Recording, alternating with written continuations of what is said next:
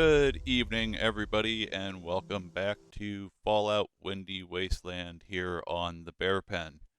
So, at this point, we are up to episode 5 in our season 1 of this campaign. That's going to be a total of 8 total episodes for the first season, so we're just a little over the halfway mark. And our vault dwellers have been starting to set foot out into the wider wasteland with a few companions that they've made along the way in search of the thermal control chip that they need for their vault. At this point, they are getting close to the ruins of Galena, Illinois, but before we dive into all of that here, let's first go ahead and introduce the players in tonight's game. We'll go ahead and start off with you, Danny. Why don't you go ahead and tell everybody a little bit about who you are and how to find you online, and then a bit about the character you're going to be playing tonight. Hi, I'm Danny Moss, and you can find me at mxmoss on Twitter and Instagram. I'm currently in vacation mode, but I still came here to play with you guys. And I'm playing Aiden Ellis. She's a big brawler. She still hasn't fought enough people yet. So more fights. More fights. Give me more fights. Haven't found that worthy opponent. No. We'll have to see if we can try to start acquiescing that a little bit more, especially since you're joining us on vacation, which we absolutely appreciate. It's lovely to have you here. And next up, let's go ahead and introduce Ari. Why don't you go ahead and let everybody know a little bit about yourself and where they can find you online, and then a little bit about the character you're playing. Hi, Ari. You find me mostly here on the Bear Pen, occasionally over on our friend Kira's YouTube channel, the Cookout TTRPG, where I play in a couple campaigns over for them. Online, you could find me at Small Shadow Snack on Twitter, which is exclusively possums at this point. I'm not sorry for it. But here, I play Katya, the resident mother hen who will mother hen everybody. Well, it's absolutely lovely to have you back, and we're glad that you're starting to feel a little bit better. I know you're not quite to 100%, so we do appreciate you also showing up tonight and coming on these Wasteland adventures with us. And, well, we'll hope that Katya can eventually make her way back to the vault and go get to be the mama hen that she wants to be instead of having to traipse around this desolate world that she's found herself in. We'll have to see if things transpire to allow that. Now, with that in mind, we also have 2 Wastelanders amongst the group here who, first off, we will go ahead and introduce Mac. Why don't you go ahead and tell everybody a little bit about yourself and then also the character that you're going to be playing here this evening. Hey guys, Mac here again. You can find me in the Bear Pen. I don't really have a presence in the internet just yet, but trying to. I'm playing a character called Doc. He's a reformed raider slash mercenary trying to make his way through the wasteland. Just trying to give a helping hand to those who's in need. Yeah, it's great to have you back at the table with us as always, Mac, and I'm looking forward to seeing if Doc can manage to help get these vault dwellers to their actual goal and start atoning for a little bit of that past that I'm sure won't ever come back up to haunt him ever through the course of this campaign. Not at all, though. Hopefully not. And last but not least at all, we have our wonderful Winter. Why don't you go ahead and introduce yourself, tell folks where they can find you online, and then tell them a little bit about the character that you're playing here in this Fallout universe. Absolutely.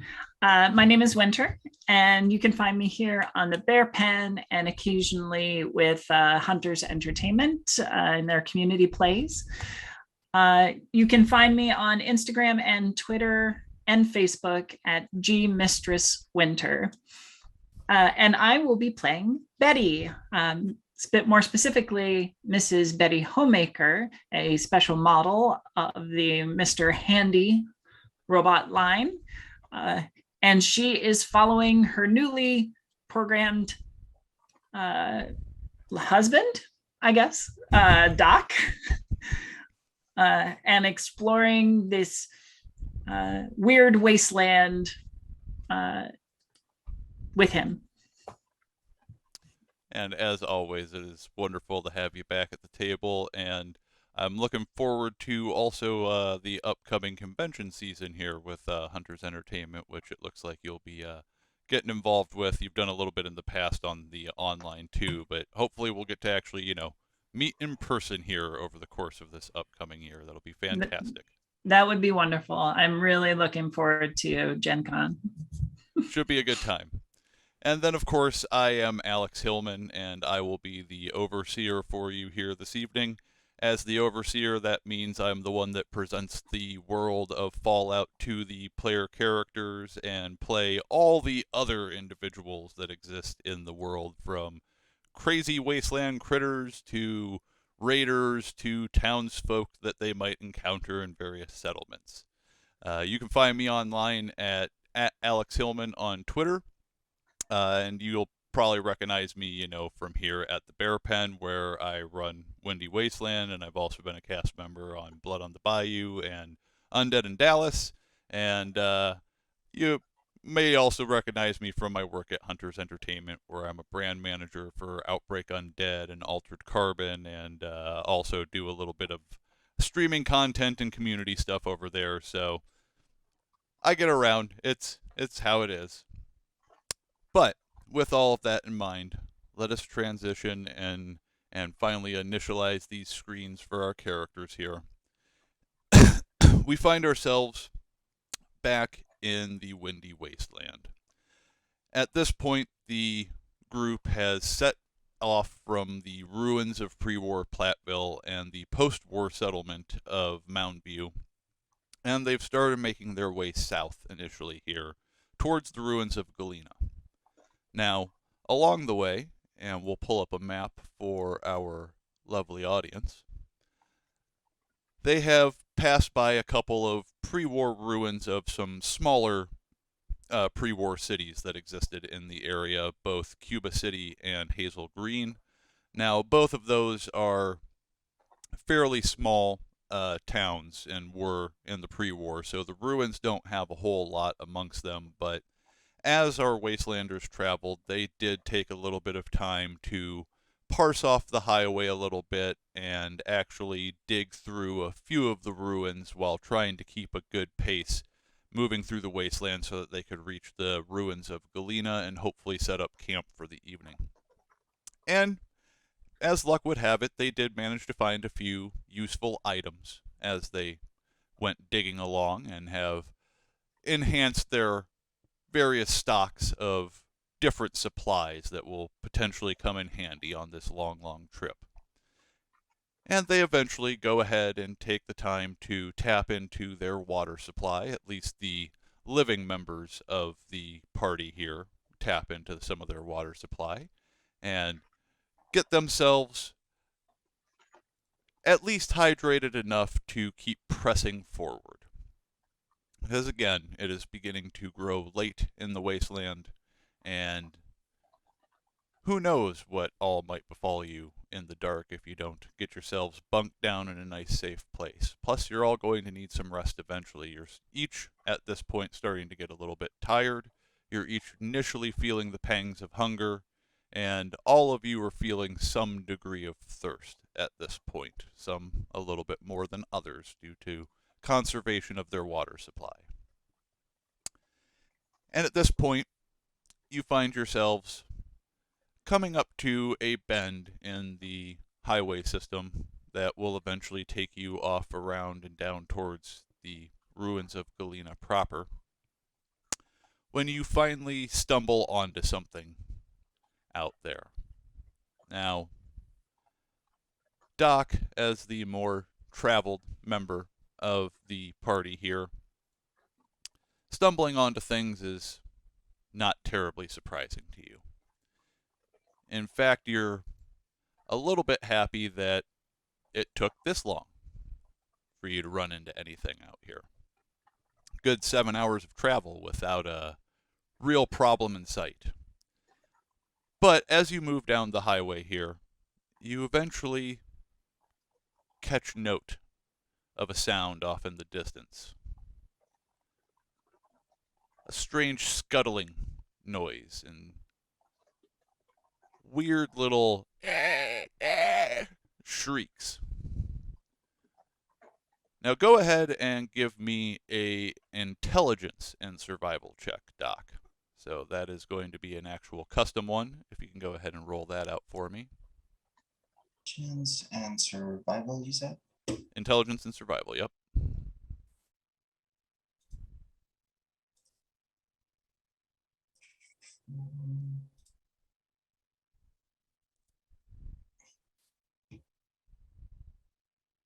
All right.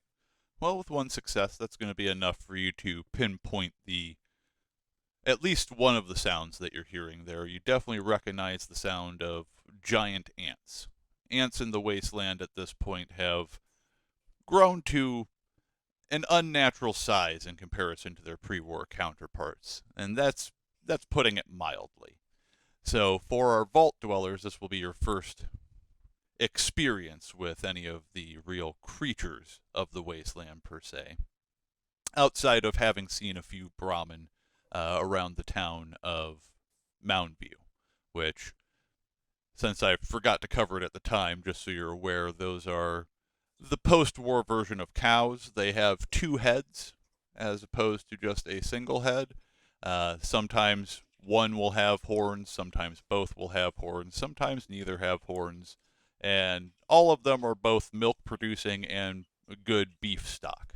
So they serve a broad purpose in the wasteland. Their milk also has some rad cleansing properties to it, which is very helpful in a post-nuclear world. But yes, you definitely recognize it as giant ants, Doc, and as you all move along the highway a little bit further to try to get a better look at what's going on from your vantage point, you do eventually see here that it looks like a group of giant ants have started getting into a bit of a tiff with a rad scorpion. And we'll go ahead and bring the map up for our audience here so that they can get a look at what our players are looking at here. Now, as you might notice, this map is a little bit more complex than the previous battle map.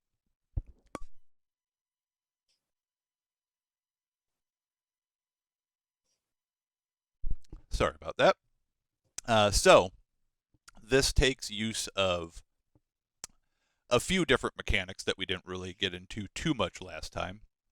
First of all, you will notice that there are different colored zones all over the map here.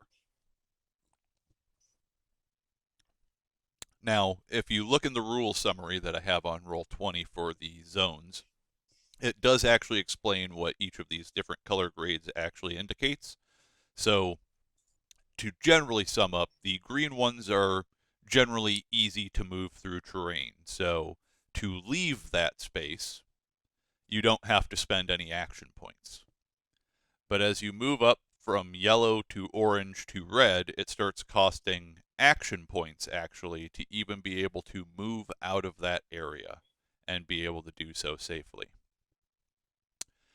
Now, additionally on the map, you will notice that there are a few objects dotted around that have green numbers on them.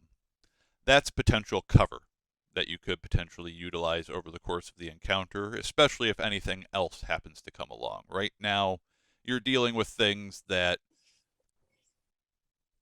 aren't really super intelligent, so depending upon how we go about this, there will be a few options for you to consider. And we'll discuss a little bit as you do have a little bit of time before you have to immediately start reacting here. But you could still potentially try to use it as cover between yourself and the insects should that situation arise. It's more useful in firefights, though. Then, additionally, we have a couple spaces around the map where some of their borders, but not necessarily all, have these gray little squiggly lines on them. What that indicates is an obstacle. There's some kind of obstacle making it harder to actually move from the zone that you're in into the next zone. So, for instance, on the overpass that you're on right now, it is elevated actually at this point. So in order to actually hop into the area up top here, where I'm pinging off from where you are, it would require a skill check, actually, to be able to circumnavigate the obstacle or potentially take damage for not managing to do so. In this case, it would be an athletics check if you wanted to kind of speed up the process and not have to head off in this direction presently, which has, as you can see, no block to it. Or you could technically head backwards. Now, additionally, on this map, there are a few other details that I should go ahead and point out before we get diving fully into combat here. First of all, up in the top upper left-hand corner of the map, you'll notice that there are some barrels up that way. That is radioactive material that had been dumped from during the pre-war, and now the containers themselves are not in the best condition, so moving in the area directly on top of them or in the areas surrounding them will potentially expose you to radiation. Other than that, you do have a few ways that you can approach this. So the encounter itself, as I want to kind of just generally point out, with Fallout, random encounters don't always necessarily instantaneously mean that you're going to get into a combat situation. This is one of those situations. So you've actually stumbled into a conflict outside of yourselves. There are two different factions, the Rad Scorpion and the Ants, vying and fighting with one another. Now, you could choose to insert yourself into that situation, absolutely. You could also try to simply circumnavigate the situation.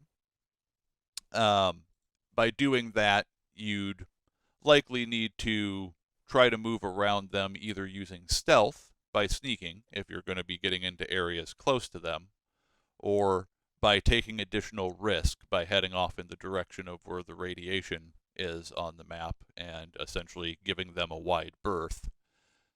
But you do also have an objective marker on the map here, and that is at the very, very top of the map. You'll notice that there is, just like in the video game, the little "this is where you need to go" little marker symbol, and that is essentially where you need to go.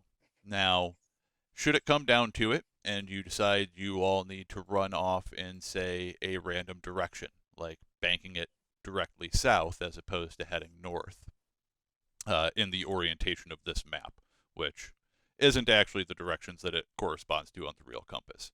But if you break off to the bottom of the map, that would start heading you into a different direction than your intended destination, and that's going to potentially expand your travel time. But it is an option if you want to do that. So you could try to expand your travel time. So yeah, there's a few different approaches that you could take, but go ahead and take kind of look at the battlefield here, essentially, as it were, and assess your potential tactics amongst yourselves, because again, these critters are fighting amongst themselves, so you do have a little bit of time. You could even, another option to throw on the table for you, you could wait it out to see what happens and then possibly try to pick off whoever the survivors are and have a bunch of critters that you could potentially butcher and get some materials from. So, few different options on the table. Now, I want to confirm, since I am jet propulsion, that obstacles and difficult terrain do not affect Correct. me. So you Okay. can kind of just like essentially hover up over the wall and then let yourself ease down to the correct level without a lot of problems. Now, that doesn't preclude being able to take cover, correct? Like if I wanted to take cover, that doesn't affect that? It will depend upon the cover. So some Okay. cover does require people to get prone to really actually Sure. be able to make use of it. That you're not going to be able to make use of. Okay. But anything else, yes, it does still allow you to at least get some kind of protection from it. Okay.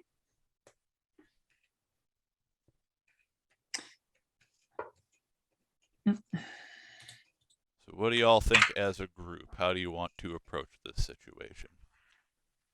Well, looks like somebody left some food out. We need an exterminator. I'm very comfortable waiting it out personally. I'm trying to think, it might be fun to watch a bunch of giant bugs fight each other. Yeah, judging from the sounds that they're making, I'm pretty sure there's a bunch of giant ants just scurrying about. It wouldn't be wise for them to like find us, especially now in the dark. I'm content to wait until they deal with whatever they're doing and move on, or they all get it. Reminds me of those old movies that you used to watch, Doc.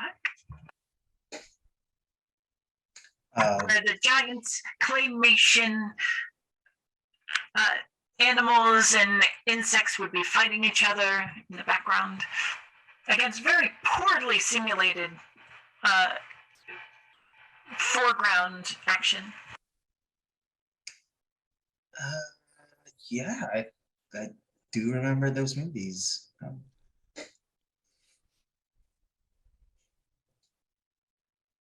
So is the general consensus to wait it out and see how things pan out with the insects? I think so. All right, and are we just going to hunker down in the spot that you currently are, or does anyone want to reposition in any way, shape, or form? I think I'm gonna glide forward behind the big vehicle that's in the next zone, the one with the 3 cover. Okay, yeah, you can absolutely, and you should be able to move your token over. If I did things correctly, you should have control of your own tokens. Yeah, all good. I'm also gonna go ahead and kind of like move closer to the edge and just kind of like take a look, take again there what's going on. Okay, yeah, absolutely. Go ahead and position yourselves up where you feel is appropriate.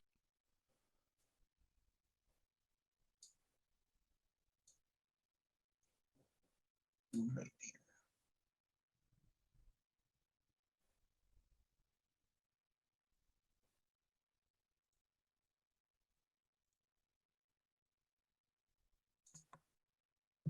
So we hunker down behind the vehicle and watch the insects duke it out. All right. That absolutely works. All right. So, for the sake of not having to take up a ton of time here, I'm going to go ahead and try to fast simulate a little bit of this. So let me go ahead, and my guess is that the rad scorpion's going to come out on top here, but with how much wear and tear on his carapace, left there. But does anyone want to take bets just in case? All right, so. Oh, you really shouldn't bet. The chances are unpredictable, and you don't want to lose all your caps. That's fair. Oh, rat scorpions are a little bit more stronger, but the ants do have the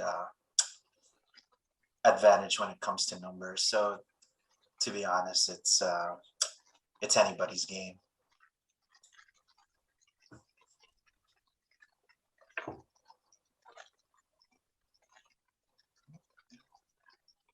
All right. I mean, it's really hard to tell who's gonna win. I mean, he may look like a big bad scorpion, but you never know. Maybe those ants will gang up on him. Yeah, they do have the numbers. That is the big factor in all of this. All right. But the rat scorpion has a definite advantage with the poison in its tail.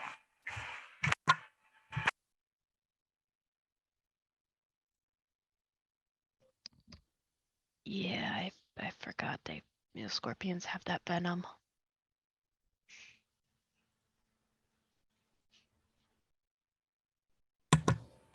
Oh, if only we could get a dose or two of that. That would be very valuable. Well, maybe if it is at least severely injured, if we could, and the ants are gone, we could at least like pick it off and take it.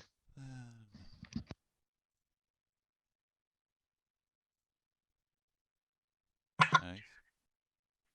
That is a very good idea. And Betty kind of takes a couple of the knives that are like magnetic to her chassis and kind of like sharpens them against a little ridge. All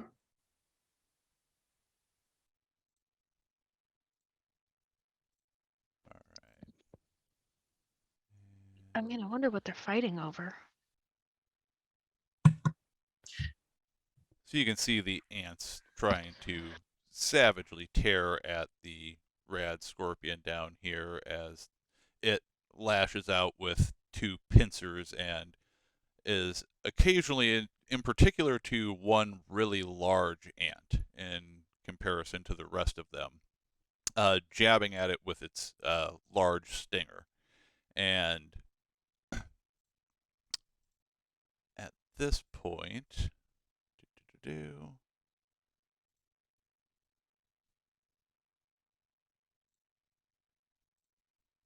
from the looks of it, the scorpion is starting to make pretty quick work of the ants here. So the first one to die after just a bit of back and forth with these smaller ones kind of nipping around its legs, and the large one and the scorpion itself kind of getting face to face with the mandibles of the large ant, biting away at the front of the rad scorpion while it holds onto it and tries to maneuver it around with its pincers and keeps stabbing it with its tail. Eventually, you do see the large ant go completely limp and collapse down to the ground, at which point the scorpion kind of seems to disappear momentarily.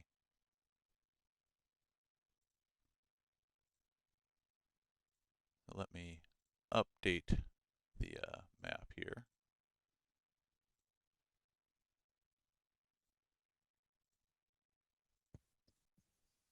Hey, Doc, do those things do that? Yep. Red scorpions tend to burrow and then pop out again. We'll give the audience a quick look at the situation. So we've got a dead ant soldier and a couple of workers still skittering about in the area, and the scorpion itself seems to have disappeared. Quick burrowing down into the ground, although it's a little hard to make out from up here with it being a little later into the evening. You've just got a little, like I said, a little bit of twilight left still at this point. After a few moments, the ants begin to kind of skitter around a little bit and start making their way along here. I will reposition things a little bit.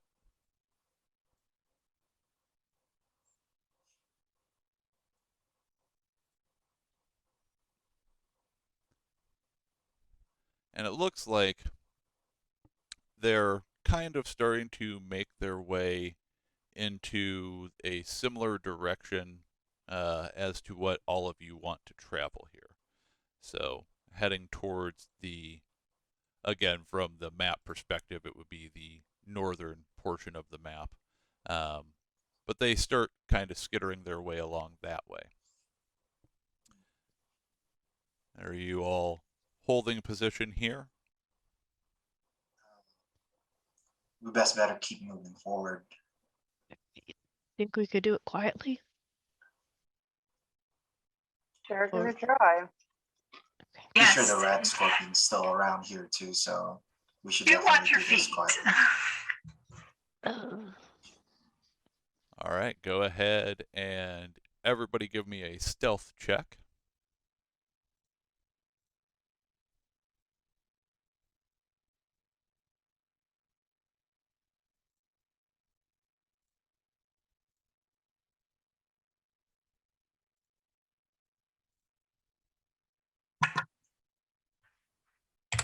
1 success. All right.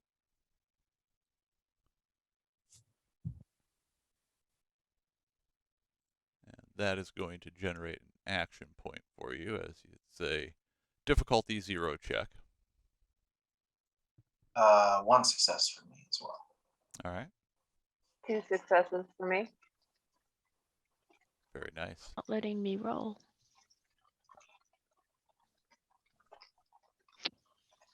Let me do this again.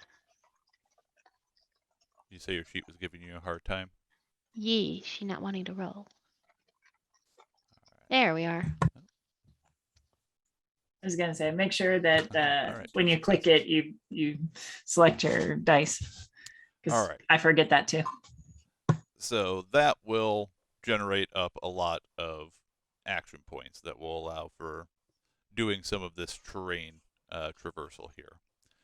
So as we want to start moving forward, go ahead and we'll just kind of run down a general order here, since there isn't any immediate combat or threat, since you did all pass your tests so far, so you're moving along quietly. We'll start with Aiden. So you can take a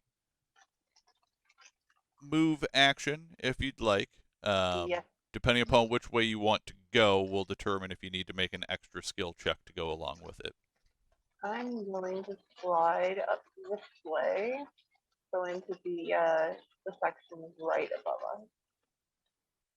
And I think that will require a check.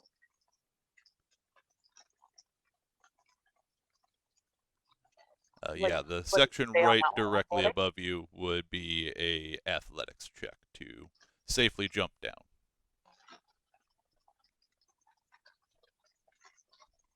That is 1 success.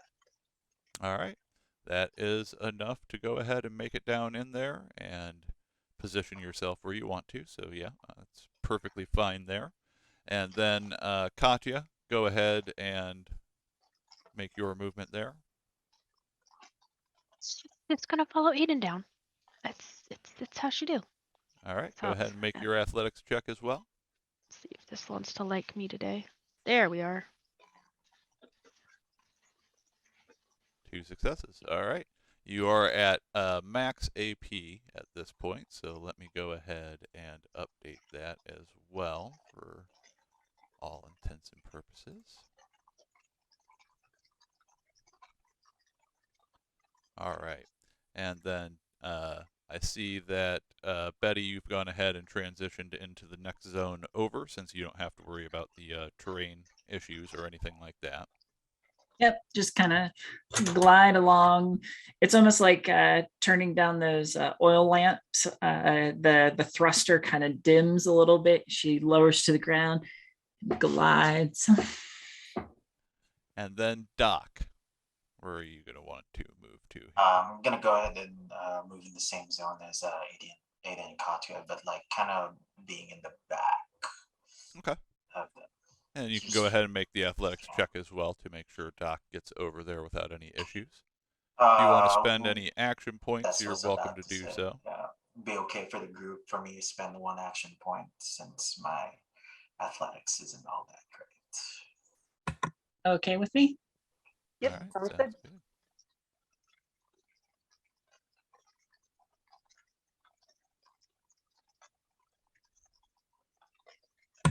One success. All right. And a perfect. complication. And a complication.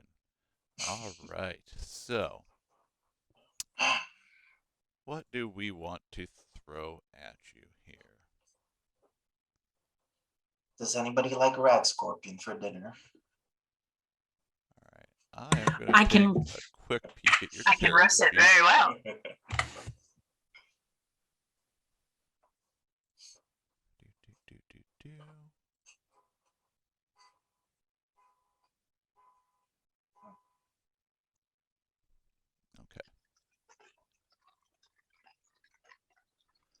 Okay. All right. So regarding the complication then.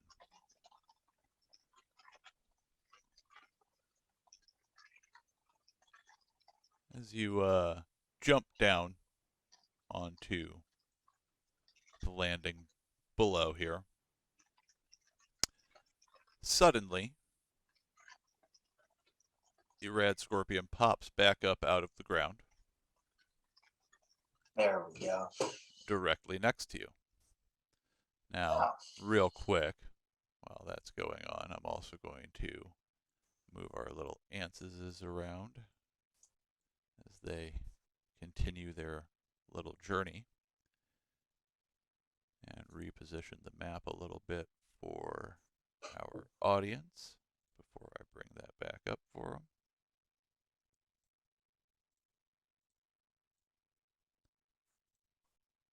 All right, and actually let's make a couple things a little clearer. There we go. All right. So,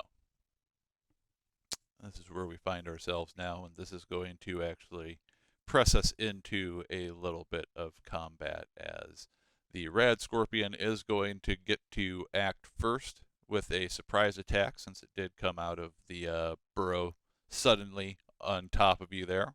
And then from there, we'll go into a standard initiative order. Clever girl.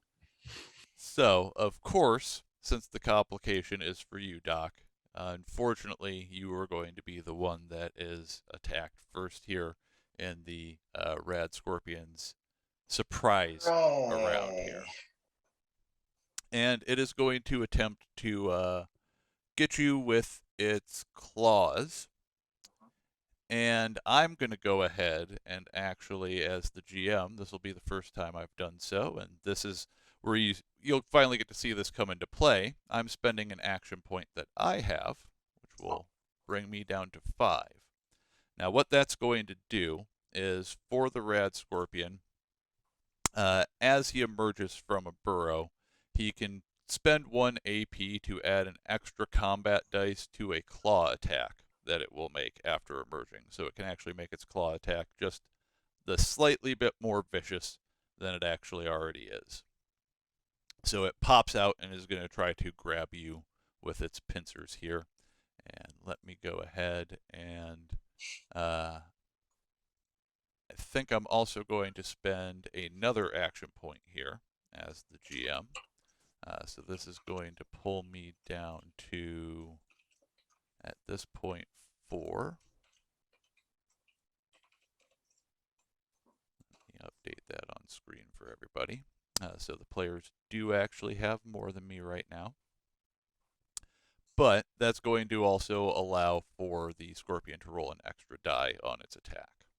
So. And he has it out for you. So that's going to be 2 successes. What is your defense, Doc?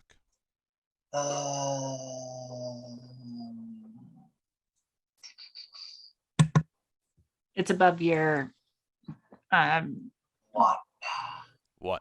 All right, so that is enough to get past your defenses, and I actually have 1 additional, so that's actually going to generate me as the GM 1 more action point that I'll be able to potentially use. So that ties me back up with the players again here. And then that will also allow him to do damage. So for the claws, since he is getting to use the extra damage die. All right, so that will come out to 5 damage to the torso. Now, what is your damage resistance on the torso? I would assume it's the shield. Yep. One. That'd be 1. All right. So you're going to take 4 damage there, Doc, if you want to mark that on your character sheet. 2 go.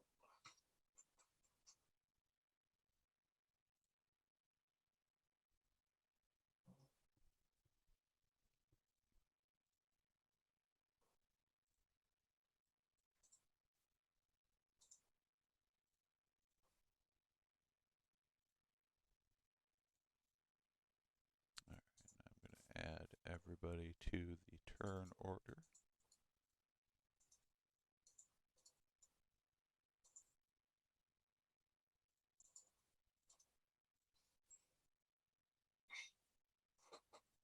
And since the ants can easily work as a group, that's how we're going to end up playing this out, is they will just move as a whole group. We'll find out if you end up drawing their attention or not at any point here.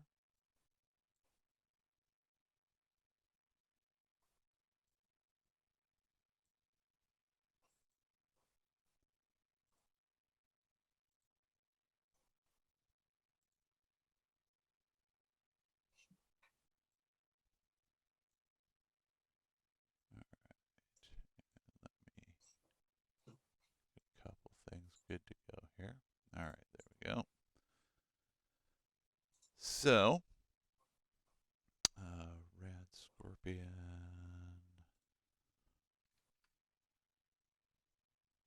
And the ant worker.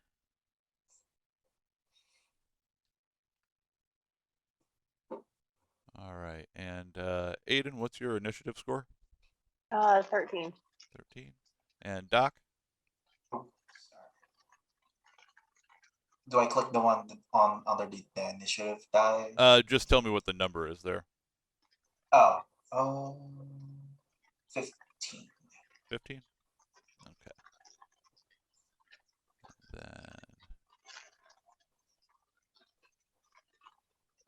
there we go. Perfect. All right, so to kick things off here, Doc, you are up first at 15.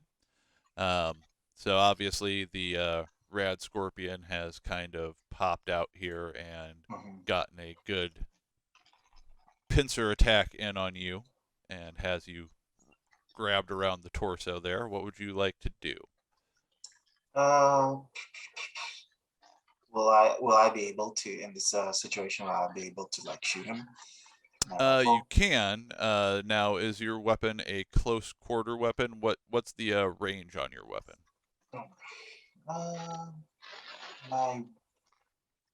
My range is. It says M. Okay. Medium.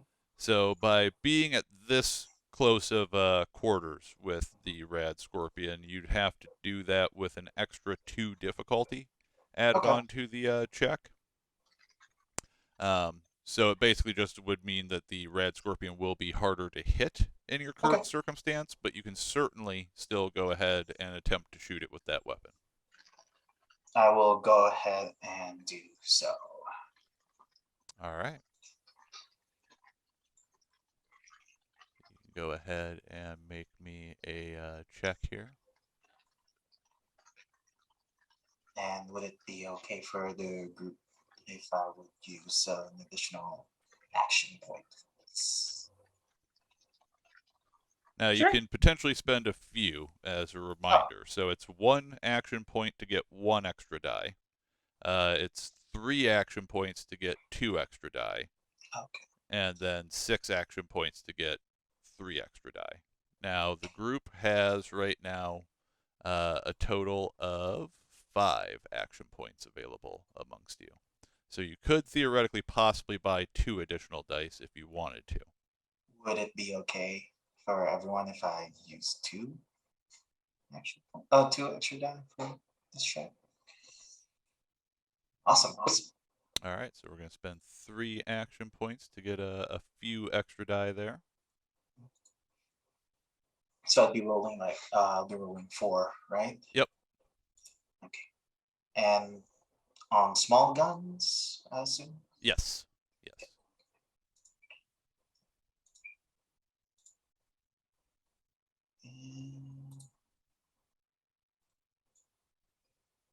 Ooh. 2 success.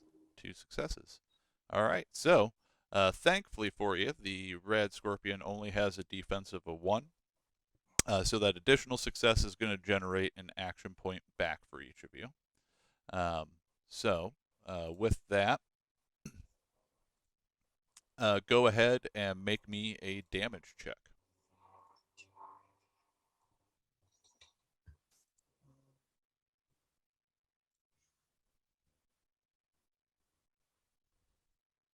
And that would be the Pip-Boy icon on the Weapon weapon itself, yeah. Right.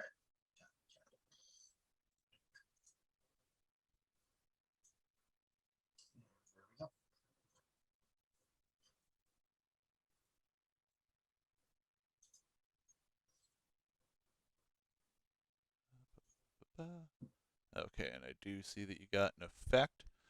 So for the effects, what do you have listed as effects on that weapon? Piercing 1.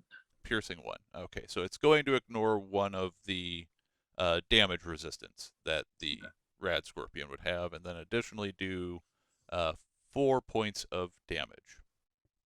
So the Rad Scorpion has a 4 physical damage resistance, so we'll pull that down to a 3, which means he's going to take 1 damage from that shot. That'll pull him down to 13 health remaining here at this point, so he's just about half dead, not quite. Still holding out pretty strong. And make sure to mark yourself down 1 ammo. However, additionally, I want to throw in there, just in case you happen to have it, what's the rate on your weapon there? 0. Okay, so you do only have the ability to do the standard damage. Basically, when you're in combat there, you can choose to expend more ammo up to your rate of additional, and that will add 1 additional damage die when you make a attack. So if you have a weapon with a rate above 0, you can potentially get extra shots off. Sounds good. All right.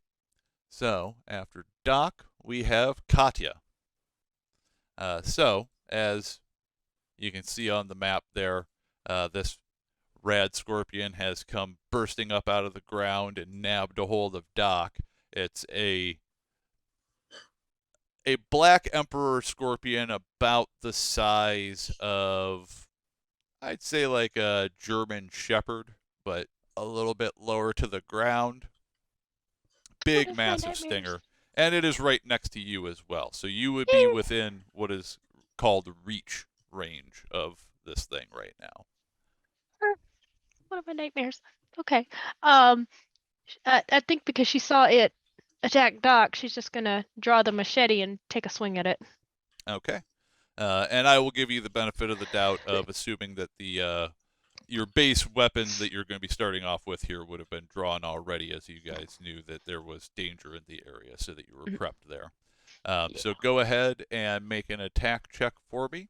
Again, that will be just a melee attack for the machete, although I believe you can click on the machete itself, if I remember correctly, on here. I might be wrong. No, it has a little thingy next to it. Okay. And submits. I got 2. 2 successes. All right. Yeah. So again, the Rad Scorpion does only have a single defense, so that's going to generate you another action point that you guys have in your pool there. So you're back up to 4. And go ahead and roll me your damage on that. You get that. I don't know what that translates into, but there's 2 of them. Okay, so that's going to be a total of 4 physical damage. And unfortunately, with the Rad Scorpion, that is what it has for a damage resistance. So it actually manages to your machete basically hits the carapace on the creature, and it just kind of dings off real quick. So didn't quite manage to do anything to it there. But that would have taken care of your major action. And to be fair, Doc, you also didn't take your minor action either. So if both of you want to take a minor action there, you're more than welcome to. What would count as a minor action? Like, what can I do? Movement is the biggest one, so you could try to put some distance between you and the Rad Scorpion. Remember, if you do want to move out of this zone, it will cost you an action point to get into another zone from here, but you can spend an action point to do that. Getting a zone away would also put you at medium range, so that would be within the correct range for your weapon, so you wouldn't have penalties. Makes sense. Would it be okay for me to spend another action point and move to where Betty, like beside Betty, where she's at? You do have 4 right now, so you're not quite at max, but you're pretty high up. Okay. So I'll go ahead and use that if everyone's okay. All right. So that'll bring us down to 3 AP on y'all's side. And Doc, you can go ahead and move yourself into anywhere in the same zone that Betty is in currently. Yep. I want to go toe to toe with a Rat Scorpion. Cat's gonna scoot up, but she's not gonna she's gonna go here.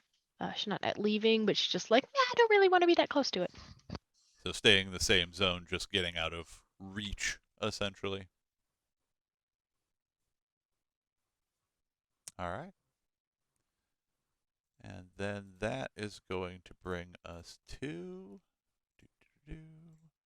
Betty. That'll be your turn now. Okay. Betty, her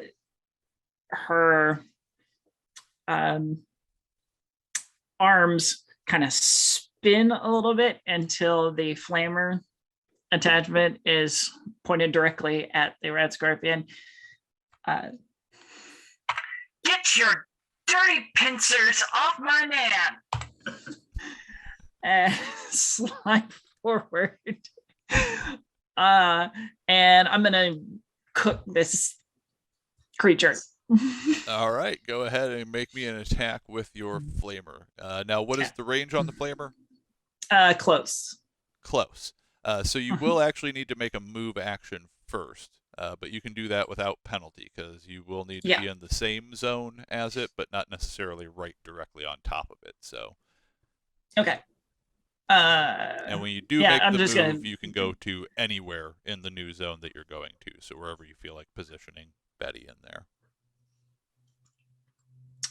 I'm going to try and draw its attention away. So I'm going to zoom past it. Okay. And cook it from behind. Gotcha. All right. All right. Go ahead and attack with your flamer there. I'm going to use action point for this. All right. Ooh, and this is a tag skill. Ooh. Nice. All right. So 3 successes. Oh, very, very nice. All right. So that is going to generate some action points back. And then why don't you go ahead and also roll me some damage? Yes. Just 2. All right. And I believe that is energy damage, correct? Yes, it is.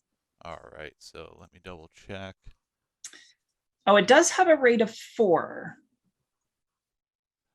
So if you want, you can roll some additional damage there, up to 4 more, but it would cost 4 additional shots of your ammunition. You know what? I don't mind. I'm going to use that. All right. Well, I can say if you don't, it's not going to do anything because it does have a 3 damage resistance against energy. That's right. Scorpion is very tough. Okay. So, yes, I am definitely going to cook it as long as I can. So that's another 4 dice? Yep. And you just drop your ammo, another 4 there. Oh, come on. Ouch. Ouch. And I can't use luck to reroll damage die? Double check in the rule detail. I can't remember off the top of my head, but it is in the rule summary there, your luck and action point uses. Because there are a bunch of them, so I do forget them off the top of my head. Luck. Stack deck, Nicotine.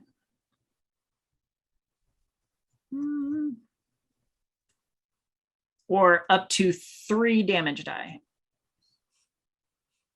So by spending 1 luck, I can roll re-roll 3 damage die. All right. So yeah, you can go ahead and use up some luck there if you wanted to. I am definitely going to. And how many luck are you going to use on it here?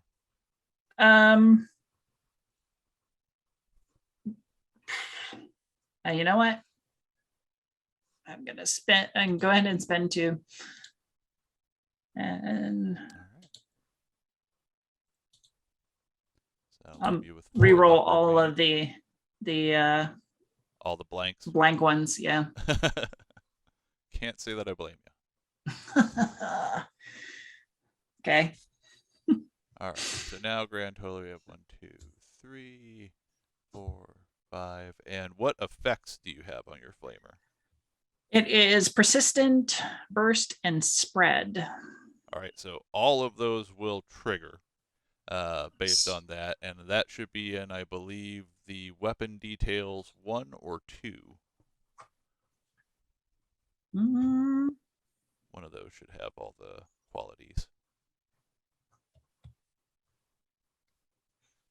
I believe spread would allow you to hit something else, but I don't think that's necessary. So the main burst, one we want is burst. The attack may hit 1 additional target within close range of the primary target. Persistent, if 1 or more effects are rolled, the target suffers the weapon's damage again at the end of their next and subsequent turns for a number of rounds equal to the number of effects rolled. Okay, so that'll be just 1 extra round that it will stay on fire, where you'll get to roll the damage again. And for each effect rolled, your attack inflicts 1 additional hit on the target. Each additional hit inflicts half the rolled damage, rounded down, and hits a random location, even if a specific location was targeted for the initial attack. Okay. Well, that extra bit, unfortunately, won't end up doing anything to it because it's not quite enough damage to cause a problem. But this will pull him down to 11 hit points as he begins burning and actually does catch fire there, since you managed to trigger off the persistent on it. So he is now burning up. Let me see if there's a handy dandy little icon for fire. That would be amazing. There probably is, and I just don't know it off the top of my head. So let's just put a little orange icon next to him. Say he's on fire. So yes, he is burning. That will hopefully help me remember that we need to cause a little bit of additional damage to him at the end of the round. All right, so that takes care of both your major and minor action. Aiden, that would bring us to you. I am going to stay where I am, and I am going to shoot him. All right, using your, I believe it's 10mm pistol, if I remember correctly. All right, fantastic. You do have right now 4 action points in the pool. Did you want to buy any additional dice for your attack at all? It does just have 1 defense, so. Yeah, do I need more than 1 success? No, you just need 1 success to get it, and any additional will get action points. Okay. So rate 2 uses 2 additional ammo, and then I can roll 2 additional dice. 2 additional damage die, yeah. Yep. Okay. So that's 4. And then 2 extra.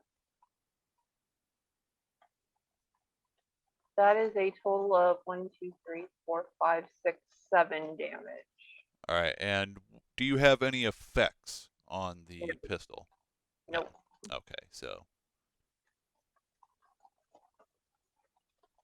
7 against its 4.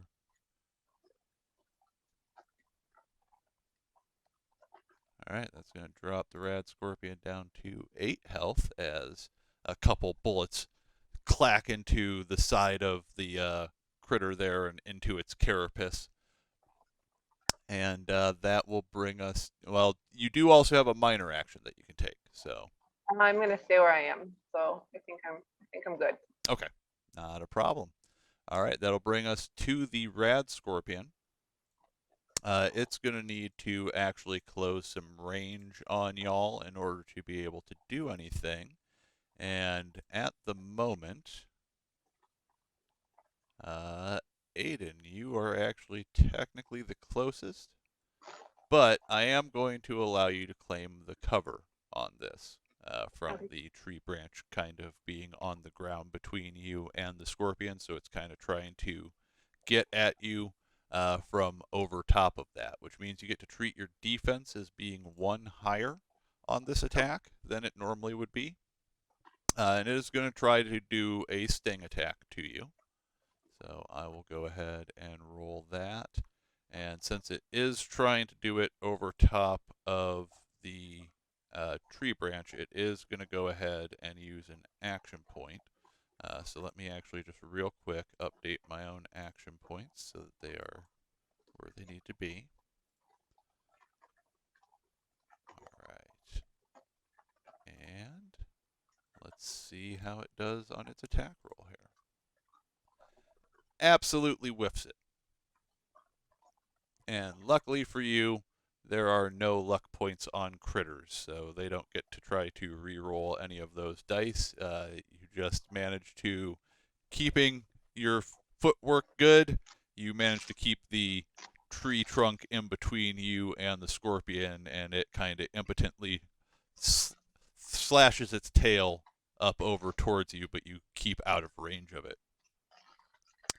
All right, and that will bring us to, I believe, the ants go ahead and get to continue on their little inconsequential journey here, since they are more than happy to leave y'all alone at this point. And that'll bring us then back to the top of the order. So that means Doc, you will be back up on the run here. And I'm gonna go ahead and try and shoot the scorpion. all right. So this time you get to do it with no added difficulty since you were actually within the correct range.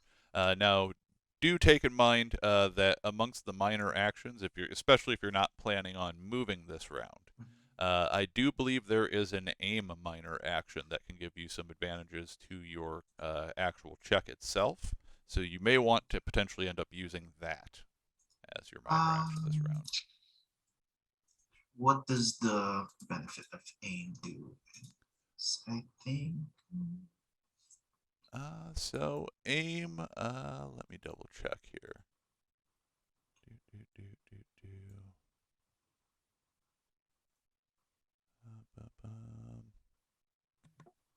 Aim allows you to re-roll one of your d20s on the first attack roll you make. Yes. So if you happen to flub it on either of them, you can re-roll it. All right, yeah, I will definitely take that minor action to kind of aim at the hulking, burning scorpion. The big, nasty arachnid running around. Shouldn't be too hard to miss. And this is what people get for thinking that those are the coolest things in the world and having them all over the country as pets. Black Emperor scorpions become terrible, terrible things. So, yeah, go ahead and make your check there.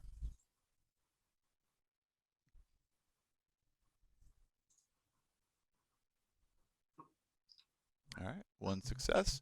If you want, you can go ahead and re-roll that 20-sider that didn't come up successful and see if you can manage to generate an action point. What you would do is just click the basically manually roll again, or you can click the skill itself again and then just say to roll 1 die if you want. Okay.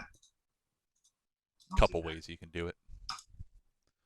All right, so still came up that way, but you did still manage to hit because all you needed was the 1. So With that in mind, go ahead and roll your damage for the check, and let's see how much we managed to do to the rad scorpion here.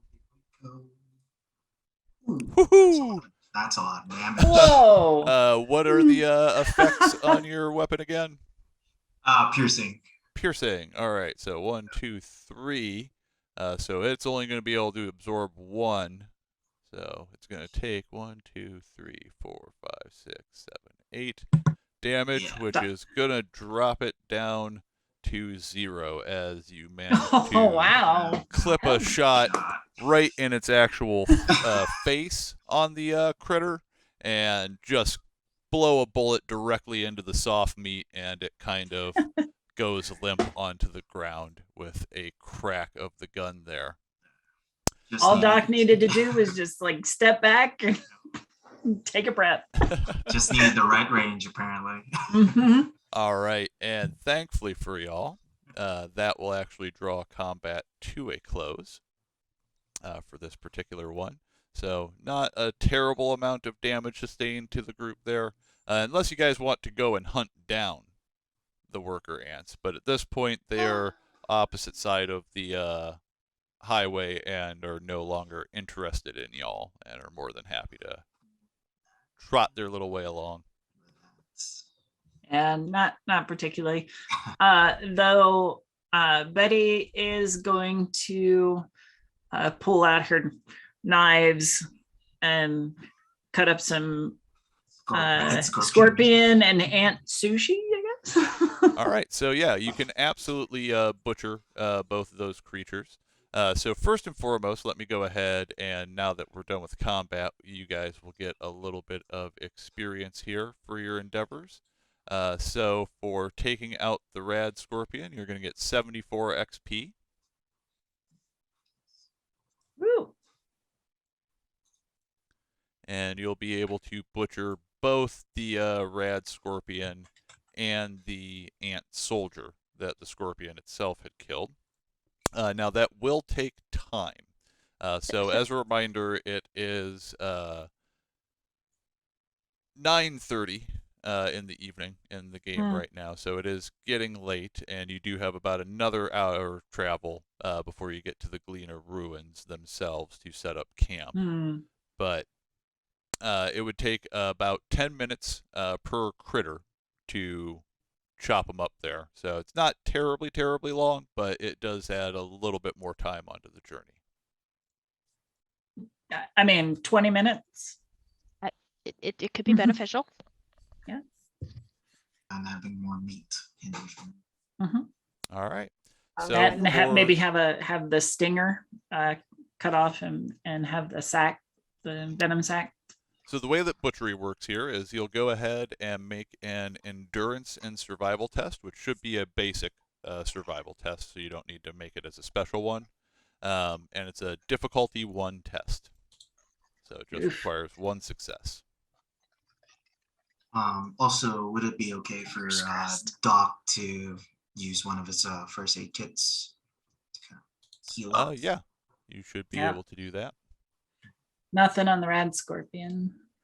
All right, so you don't manage to get anything of use there unless you want to use a luck point potentially to re-roll any of those.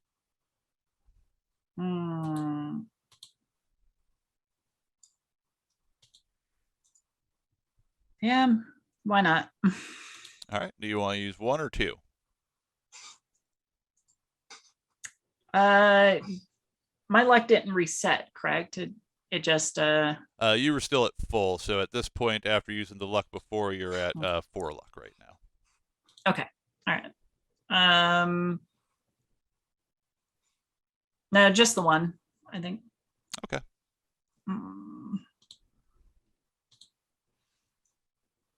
Let's see, that is endurance and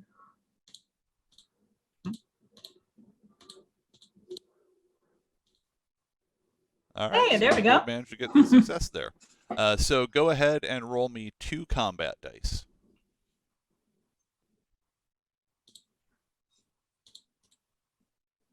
All right. So that is going to get you 1 rad scorpion meat that you can add to your inventory, as well as one rare material, Ooh. which is So- more than likely either the poison gland or the stinger itself. But since it's just utilized in recipes and stuff like that, it's rare material. Gotcha. Yeah, I'm definitely taking the stinger. Stinger, so rare, Matt. And then for the ant. Yep, that'll be another endurance and survival test. This one is difficulty 0. So you were actually going to generate 2 action points there for the group, which is going to get all of y'all back up to, looks like, max action points again. So we're back up to 6 here. And that is going to generate 1 portion of radroach meat. And that is how you can tell that this is not an officially made one from the RPG itself. This is a homebrew, and to not have to also homebrew a bunch of additional items and recipes, we're just utilizing existing things. And then 1 common material as well. Okay. So I think in that, as I'm cutting up the ant, I find a nice juicy part that still has a bit of intact carapace that we'll be able to use for something else. In some crafting, because that's what those the materials come in common, uncommon, and rare, and that's essentially what they're used for, is to craft all manner of things without having to get into the nitty-gritty like in Fallout 4 of you need glass or acid or this. It's just common, uncommon, rare. So you got a few materials there. Those have no weight. The meat options that you have there each do have 1 weight to them. Okay. Wonderful. I've collected some nice meat that I will be able to cook for you once we make camp. I am very excited to use this new ingredients and come up with something very special. And so I would assume that everybody also starts kind of getting underway back onto the highway and making your way onto the ruins of Galena, I assume. But you also wanted to go ahead and use the first aid kit as well. So, is there anything that I need to roll for that, or? yeah, you will, I believe, need to make a first aid check. Let me just double check it here. Would that be medicine? Or? Deacon. Yeah, it would be medicine. Sorry, not first aid, but 1 second. First aid kit. Oh, give me 1 second. I'm looking at your sheet actually. Okay, so yes, you do have to make a medicine check, and if you are successful, it will gain you 2 additional hit points. Go ahead and roll that. All right, you did a phenomenal job there. So yes, you were going to, let's see, you guys are already at the max action points, so there's nothing more we can gain there. But you can go ahead and raise yourself back up 2 hit points.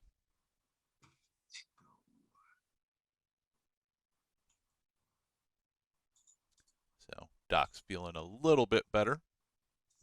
Still needs a little bit more time to heal up to be back to 100%, but it's coming along pretty well at this point.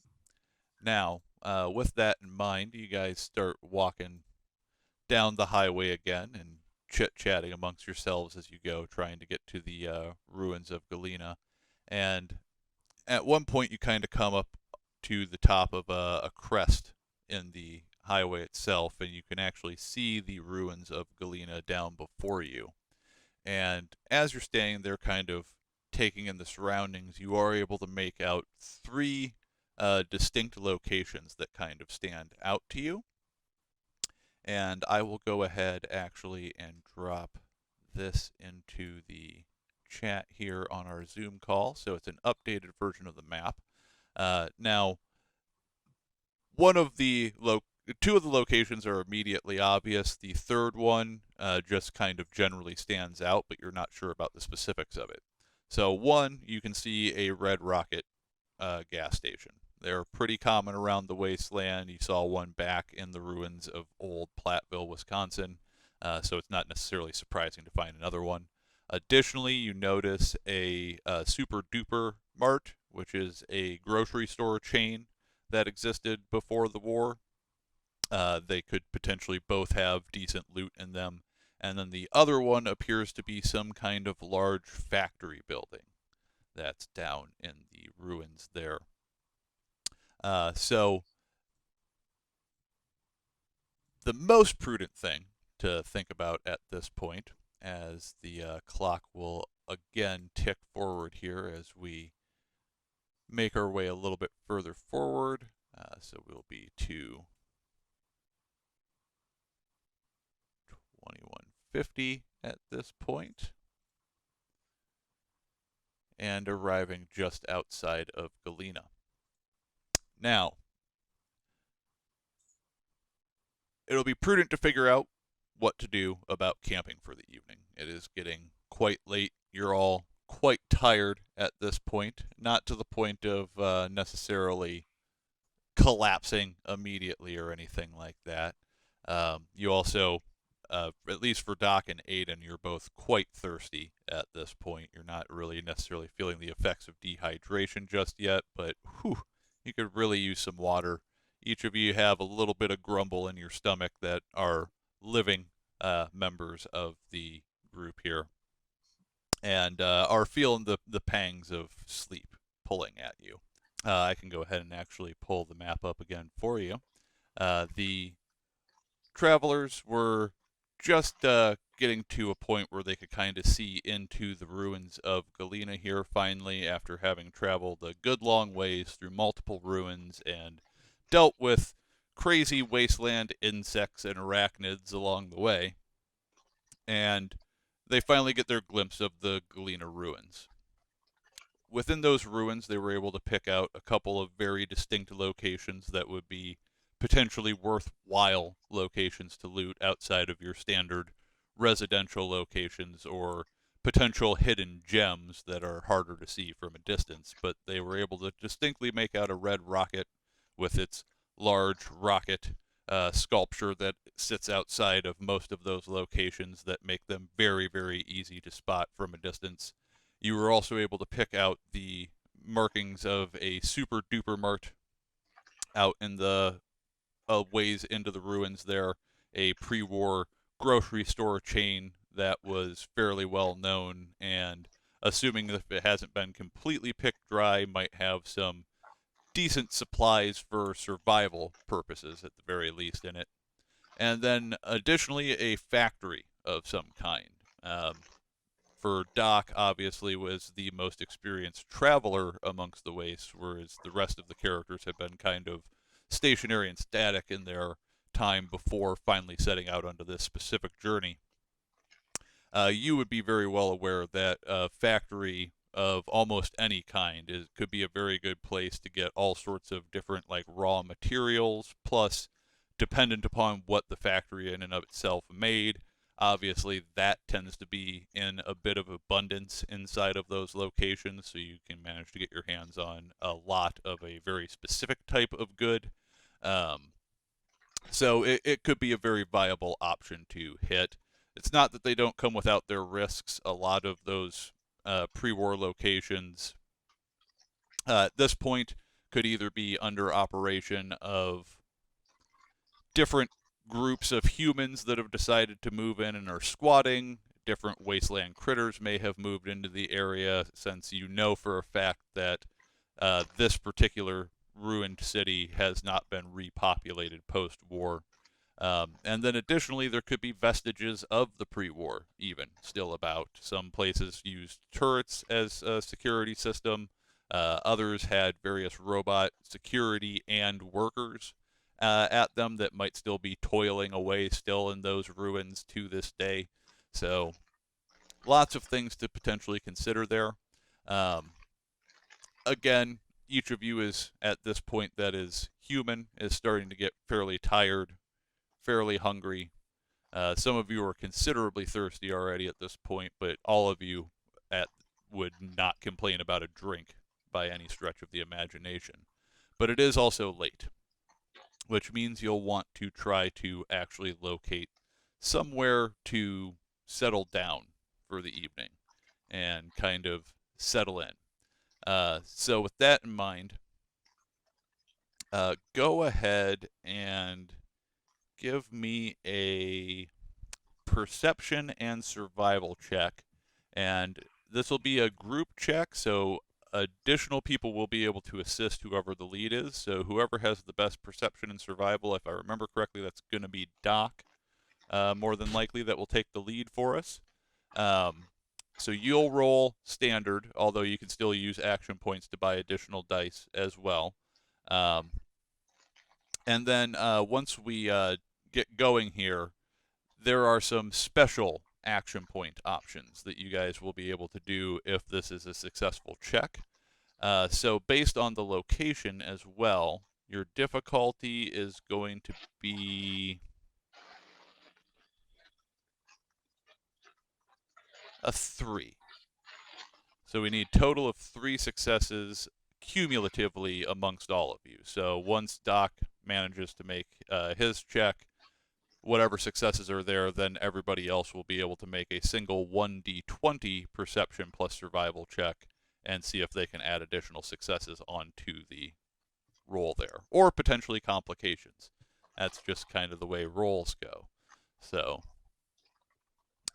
first and foremost, Doc, do you want to spend any of the 6 action points that the group has right now in order to invest into this search for a good place to stay? So this search, because I will also let you know the time that you're going to be investing for each check ahead of time. So you're going to be spending 2 hours, essentially, looking for a place to stay. That's what this check will consume time-wise. So that's going to put you just before midnight by the time you would potentially be settled in. Now, there are ways to potentially speed that up that we'll get into as well. Would it be okay for the group if I would use 2 action points for this? So that way we just you would either need to do 1 or 3. Oh, 1 or 3. I think 3 is way too much. Let's just do 1 for this one. Okay, so that'll get you 1 extra die. Yeah. And we'll update the action point pool here. Let me also get it over here for all of y'all. Perception. And boop. Number of dice 3. All right, so you've actually got 3 successes right there. Oh, that was your medicine. Sorry. Okay, 1 success there. So that does mean that you do have 1 success, though. So that means additional people are going to be able to participate here. Also, though, you do have your luck points. So if you wanted to, you could spend luck to re-roll any of those dice that didn't come up as a success. If you feel the need to try to get more. Might as well try. Okay. Do you want to do 1 or 2 luck I'll points? do 1. Okay. So you can do basically just make the check again with just a single die, and we'll see what it pulls up as, and I will update your luck here for those watching at home.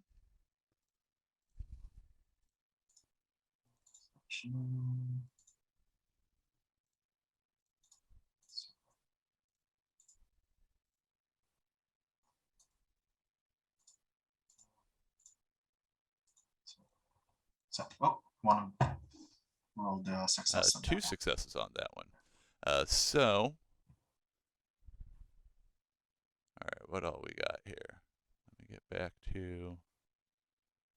There's that one. So there's the 1. Betty also got 1. Aiden got 1, so that got us to the 3 that we needed. And then You can ignore my first one. I rolled the wrong one. Oh, okay. So you didn't get it on that one. So we have 1, 2, 3, 4, and Katya, if you want to go ahead and make your 1d20 perception check, you can go ahead and add one in there as well just to see how well we end up doing here. But this is already going to put you guys back at maximum action points. Nice.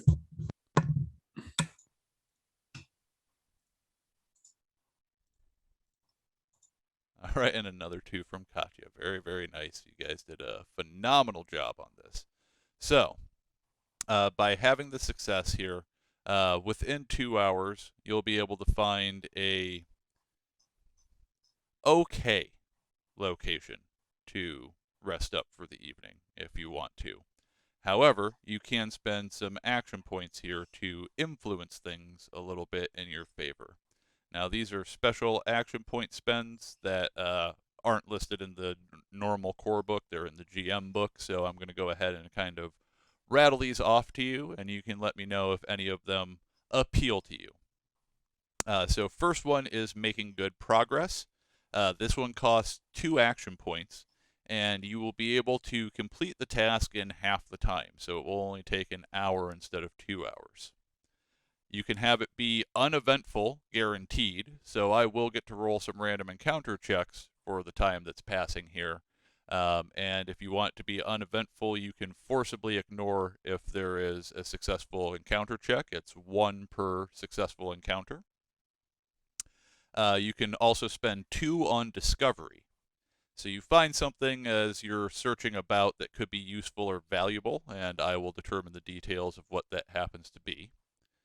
You could spend 2 for guidance. You'll find a old road sign or something similar along the way that gives you a better sense of your heading and will reduce further difficulties in this area for traversing around by 1. And you can also spend 2 for an ideal place to stay. So you'd find an area that provides decent shelter, visibility, or both, which makes for an ideal place to set up camp, as opposed to just kind of a all right spot, which you'll get for sure on your general success. So, as a group, is there any of those options that appeal to you there? You do have a total of 6 action points right now, so there are plenty to spend.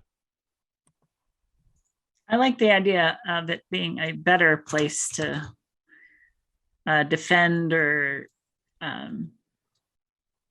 be safer, essentially. Okay. Is I- everybody cool with that? I was leaning towards that one. Me too. Okay. I'm down for that one too. So that'd be 2 action points at least that we're going to spend there. Did we want to have any kind of discovery or reduce the time that the situation takes?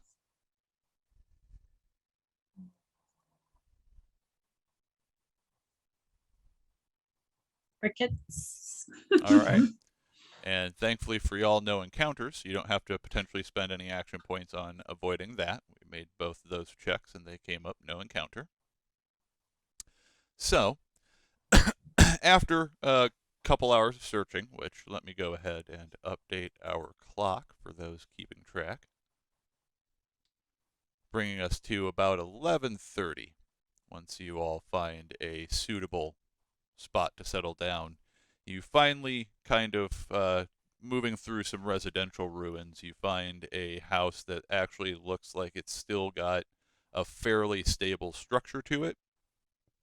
And as you make your way inside and kind of start looking around, the house itself is up on a hill, which is, as you're coming into this area, you are noticing hills again a little bit more, but for the most part, you're still in a mostly non-hilly area. So being up on a hill does give you a very distinct vantage over much of the surrounding area, and leaves you less easily exposed from the side that continues moving up into the steep forest. Additionally, it happens to have some nice cozy beds still up in the bedrooms of the house. So you would be able to get very restful sleep as opposed to what you would usually get while you're out camping out in the wasteland, especially since I don't believe any of you remembered to buy a sleeping bag or anything like that before actually rolling out here, or a tent or anything to make your sheltering more comfortable. So considering you're at the whims of what the Wasteland provides you, a nice comfy bed is certainly nothing to shed a tear about. And additionally, it does appear that the house itself seems to be vacant of really any wasteland critters or post-war world individuals. And beyond that, it seems as though it's already been kind of picked clean in general, which means anyone that would be familiar with this area is likely going to be less likely to stop in here in the evening. So more than likely, the worst you might have to encounter is going to be some wasteland critters if anything shows up over the evening, as opposed to any number of potential looters out and about looking for things. How you feel about that and which one is better, that's up to you, but that's essentially the situation you'd find yourself in here. Now, as it pertains to the evening, and you all kind of start getting settled into the house here, what's everybody going about and doing? Immediately, Betty is going to start making it a home, specifically setting up a cooking station in the fireplace. Okay. Which I believe it only requires common materials. I believe two so. common materials. Yes. So that means I'm going to have to scrap some of my junk. All right. And scrapping will take about 30 minutes. So that would be the thing that you would start off with doing here.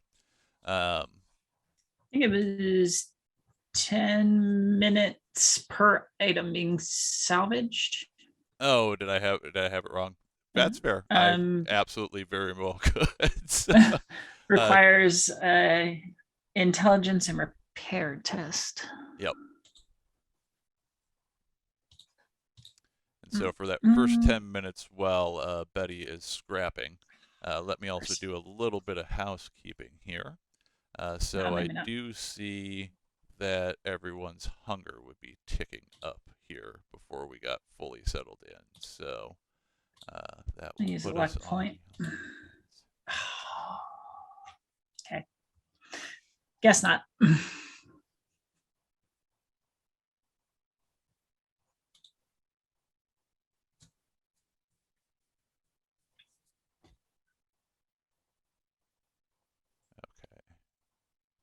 So.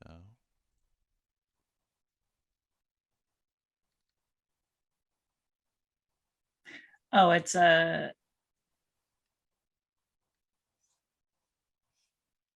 intelligence plus repair test with a difficulty of 0. So if I don't get any successes, it's just a fail, or I just don't get any action points.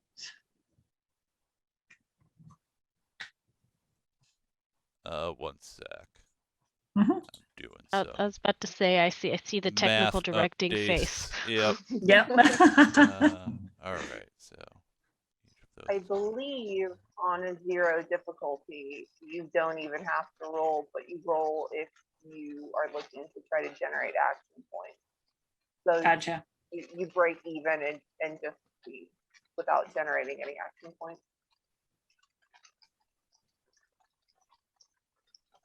Awesome. Thank you. All right. So for Aiden and Doc, you hit a point where your hunger level did increase. So at this point, you're still not at the point of taking any fatigue from it. So that is the plus side of that. But you are noticeably hungry now at this point, and over time are going to be getting close to really needing to actually take care of something. Now for Katya, you've actually gone up on both hunger and thirst at this point. So you were at the next tier of thirst and the next tier of hunger, which puts you all in yellow on both of those. But your sleep is still just at the green tier. So you do have a few tiers worth of stuff that you need to take care of on the human side. Now, back to Betty and salvaging here. So, since I was distracted there for a moment, go ahead and let me know what we're looking to accomplish. So on the first item, I'm going to say that my 13 ball, tried to crush it down into a powder and hope that it could ignite. Didn't quite work. Okay. So we lost that one in a failed salvage attempt. But my next one, the wooden block, I got 2 successes on a 0 difficulty, and I rolled 2 on the combat dice, which gives me 2 common materials, I believe. Yep, and since it was a 0 difficulty, that means that's also going to bump the group's action points back up to 6. So you have a full contingent of action points again, moving forward, just so everybody's aware. Have to do a, what is it, a survival check? It says complexity survival. Skill common. Yep. To create the cooking station. Yep. So what is that? So do I just roll survival? Yeah, or? Survival straight. Okay. All right, gotcha. 1 success. All right, and since it is a basic one there, that's all you actually needed on it to pull it off. So yeah, that will allow you to get a cooking station going over the first few minutes of sitting here. I'll assume that the crafting itself probably takes only about 10 minutes as well. So for the first 20 minutes while Betty is kind of pulling some item, or I'm sorry, 30 minutes, because you did have the one failed one there. While Betty's tearing items apart and working on setting up a cooking station, what are the human individuals amongst the group doing? Watching Betty with absolute fascination. And also drinking some water. Yeah, I'm gonna do the same with that. All right. And are you doing dirty, or are you doing? Oh, and I forgot with our last dirty water there. So you're gonna get by on it because I forgot, but I will remember if you do it with dirty water this time. That is supposed to be potentially irradiated, so we're supposed to make a check on that to see if you get radiation poisoning from it. But Aiden, we'll start with you first. What type are you drinking? I'm gonna go for the purified. Okay, so that'll move you back 2 full tiers, so that's going to wipe out your thirst entirely for you. And if you are, I don't believe you're down any hit points, so I don't think the heal aspect of it is going to necessarily do anything for you. But all right, and then Doc, how about you? I'll go ahead and use my purified water as well. Okay, going purified too. Now I am out of purified. Ah, that was the last of the purified water. All right. And Katya, anything that you'll be doing there for the thirst side of things? What's my thirst stat? I can't see the little icon. You were at the yellow level, so that's 2 tiers up in that you would need to try to remove. Yeah, she'll drink her bottle of purified water as well. All right. And you do get empty bottles once you finish off those bottles of water, or for anyone, if you're using the canteen, you do get to keep the canteen. You just note it as empty. Empty bottles are considered junk. So if you want to, you can use them for scrapping down into basic materials. So. Does that count for the dirty water too? Yes. So you get empty bottle from that as well. You can also use them at water sources, obviously, to refill if you wanted to. I'm also gonna try and get rid of some of my hunger as well. Would Are you wanting to make use of the cooking station? Because there are a few basic recipes that are essentially available. I don't know if you guys have the ingredients specifically that you would need for anything in particular, but Betty is obviously making a cooking station to potentially make food more beneficial to everyone. Uh, What is it that you wanted to do? I've got a Blanco brand mac and cheese. So I was just gonna like eat some of it. I'm just gonna. You can. I'll heat it over the fire. Try to get rid of some of the extra stuff out of it. Yeah, I don't know if you can get that out, but sure. Let's see here. And along with that, I am going to grill the rad scorpion meat. All right. And does that require a check, or it says complexity 1, skills, survival? Yep. So you're going to need survival, and complexity is the difficulty of the test. So. Okay. Well, I don't want this to go to waste, so if nobody minds, I'm going to use an action point. Hopefully Right I on. can.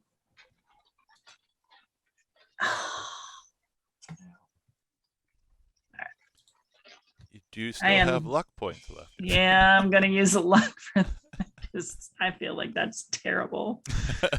All right. Super not a problem. terrible. Okay.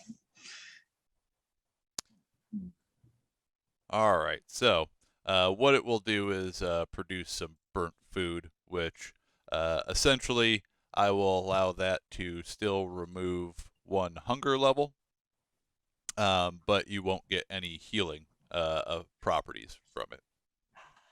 Nor will you get any radiation. It does still burn the radiation out of it, even though in reality, just in case anyone wasn't aware, that's a bullshit Fallout thing and not something that would actually work in reality. So don't think that you could just magic radiation out of meat by Radiation, just burn it. But so you do have some burnt rad scorpion, and it doesn't sound like we have any special recipes for the mac and cheese available here. So that you can just go ahead and eat plain. The mac and cheese, any pre-packaged pre-war food, will remove 1 hunger tier. So you might need to eat a couple things since you are 2 tiers in, each of you. And I do believe all of that also is irradiated. So we will need to make a radiation check to see if you get anything from it. I really hoped to make you a very special meal, but it just, oh darn. It's all right, Betty. You did the best you could. I'll still eat it. I was like, you can still eat it. It'll still take you back 1 tier. So you're eating that and the mac and cheese, that's like a full dinner for you. That's what I'm gonna do. Basically. All right, Just so get go ahead and the, roll 1 hunger. combat die for me. So we'll see if the radiation effects have any play on things here for you. And just let me know if you roll an effect specifically.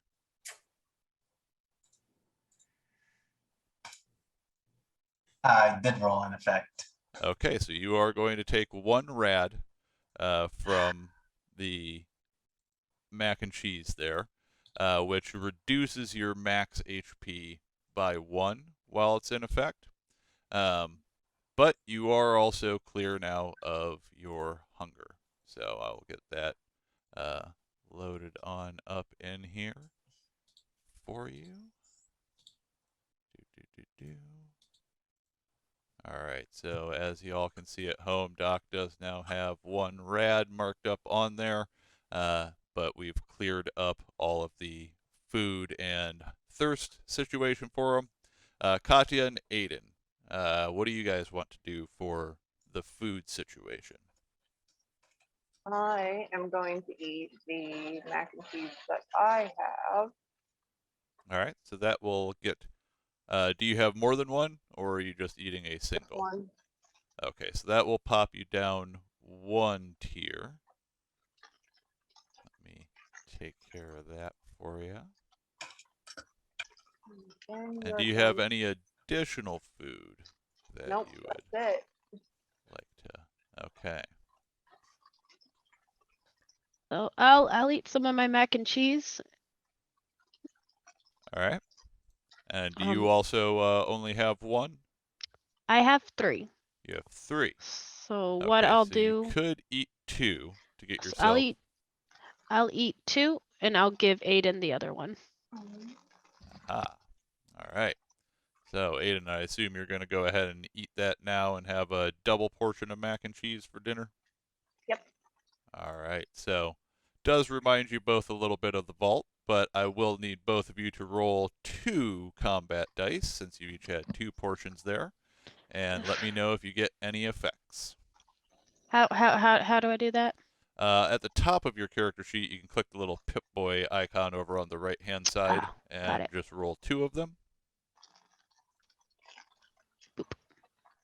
No effect. No effects, no effects. All right, so you both managed to luck out and have non-irradiated dinner this Not evening. irradiated mac and cheese. Jokes That's on not you, human it then. gives a little kick. Just for me. And you had that nice crunchy meat to go along with it. But hey, at least you had a protein with your dinner, Doc. You at least had a protein with your dinner. So you're all feeling much more sated at this point. Doc, obviously, you feel a little under the weather still. Although with the consuming of the food, since that does have HP restoration qualities to it, you should be healed up other than being down your That 1 one max right HP. So, with that, you're now all sitting there. It's going to be, let's see. We should update the clock after all of that kind of fiddling about. And that is going to bring us to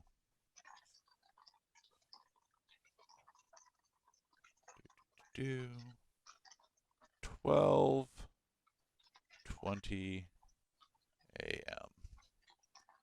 And the date is also going to tick forward to the 17th of May. And then what y'all should do is assess how you want to go about sleeping arrangements for the evening.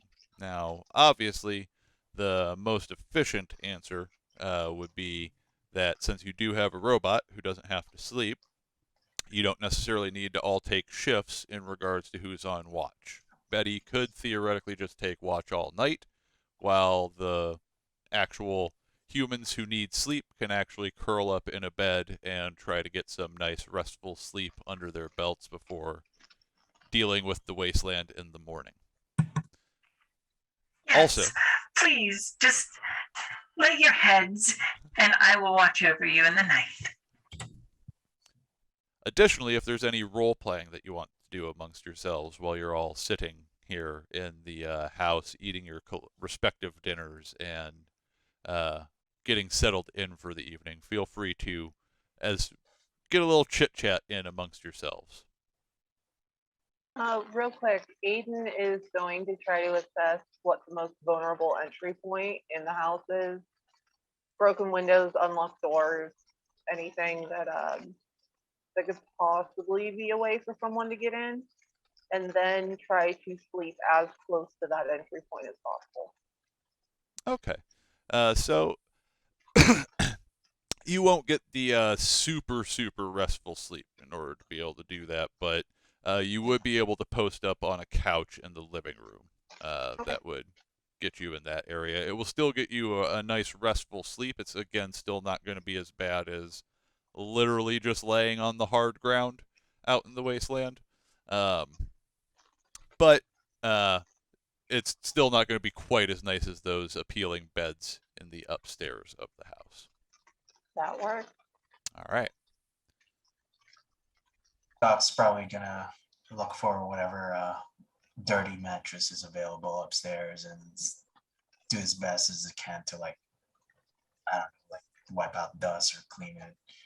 Just park his butt on it. Yeah, Cat's gonna do the same. It's Alright. gonna be different from her, but she's just like she's just like, okay, let's do this. Let's sleep. That's a little odd to you kids. The best equivalent that you would have, Kat, at this point, and the same for you, Aiden, as well, is it's like slipping into somebody else's domicile in the vault and just kicking it in their living space or going into their bedrooms and just lying down. The feel of the house gives you that kind of an impression, but it's also got this haunting feeling to it as vault dwellers. A sense of being an echo of the life that you live in the vault scaled up to this crazy outside world, the world that you read about in the textbooks, that people would drive around in their nuclear powered cars with their robot butlers attending to everything in their house. And it's a strange feeling, and knowing that you're surrounded by other shells of this former world that just sit here to rot away in the wasteland just gives you a strange, unsettling feeling after everything that you've seen over the course of the past couple of days from leaving the vault. But eventually you do all manage to settle in and crawl into your respective sleeping places, be it a bed or curling up on the couch with a little throw blanket over yourself that you find in the house there. And you finally drift off to sleep. Now, the two of you that are from the vault with Pip-Boys, you do have the ability on your clock, on your Pip-Boy, to set alarms to ensure that you wake up at a specific time. Otherwise, you'll end up sleeping for a potentially random duration. Now, the amount that you're going to want to sleep for sure is probably about 6 hours. That will wipe out all fatigue points that you would potentially have, as well as clear any rest needs that you would have on your character there. It'll wipe out all tiers worth of rest. So, but if you sleep just naturally, you'll sleep for 6 plus 3 combat dice worth of hours. So you'd each kind of wake up at a slightly random point as you just naturally wake up over time. So are either of you setting an alarm, or is everybody just kind of going to sleep and seeing when they wake up? Well, if everybody agrees on a time, Betty can also wake them up. True, Betty can serve as an alarm clock. Mm-hmm. Jack of all trades, Betty. If Betty would like to do that, I trust Betty to wake us up. What time does everyone want to wake up? The earliest you would be able to do it at this point would be at 6:20 in the morning to get a full 6 hours sleep. If you want it to be a little bit later in the day, that's fine, because at 6 you're still going to be dealing with like just the end portion of twilight hours and before it really actually gets bright out. But I'd say 6. I mean, like the earliest we can get out of here, the more Ed- stuff we Ed- can do. Round it off to 6:30 then. Yeah, that's what I was about to say. 6:30, 6:45. Katya, I was Aiden trying to get those extra couple minutes of sleep. set the time for 6:30 as your wake-up call. Role playing 6 hours of sleep. I said that can happen in real life. Yeah, it'd be so nice if it was also just that easy. All right, so I'm going to go ahead and make a couple checks here just to see how things go over the course of the evening for y'all. Do I need to roll anything as far as like keeping a watch? No, I just have to make some encounter checks, and then you might end up needing to roll some things, depending upon if anything does decide to stumble onto you.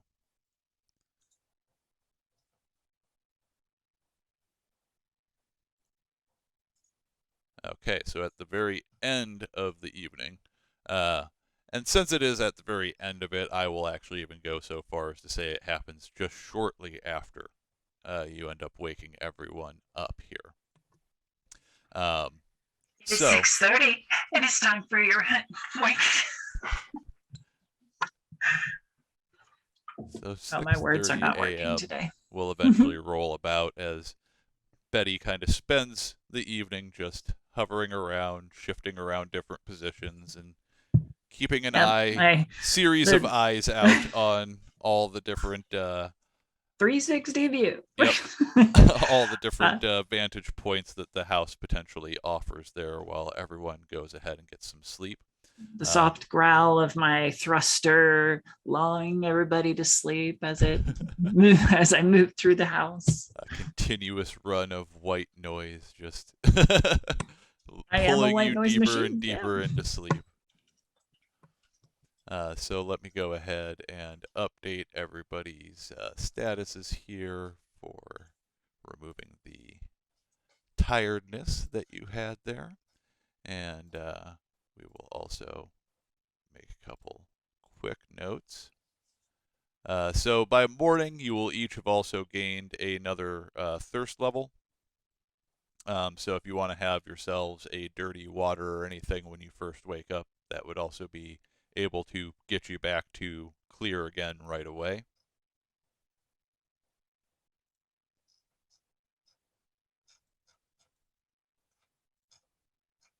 And for anyone drinking the dirty water, go ahead and give me a single combat die check to see if we get any rads from it. All right, you're clear.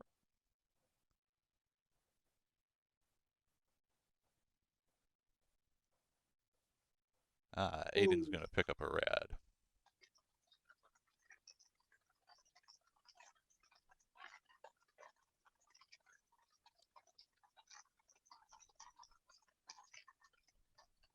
And Doc, are you going to have anything to drink there in the morning?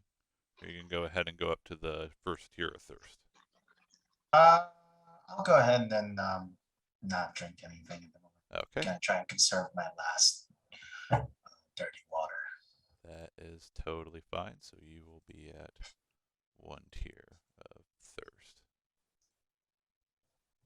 Though I am drinking myself water right now. Very good. It's wonderful to stay hydrated. So let me go ahead and update a couple notes on my end, and y'all can role play through your wake up moment as Betty rolls around and gathers everyone up there. Good morning, sleepyheads. It's time to wake up.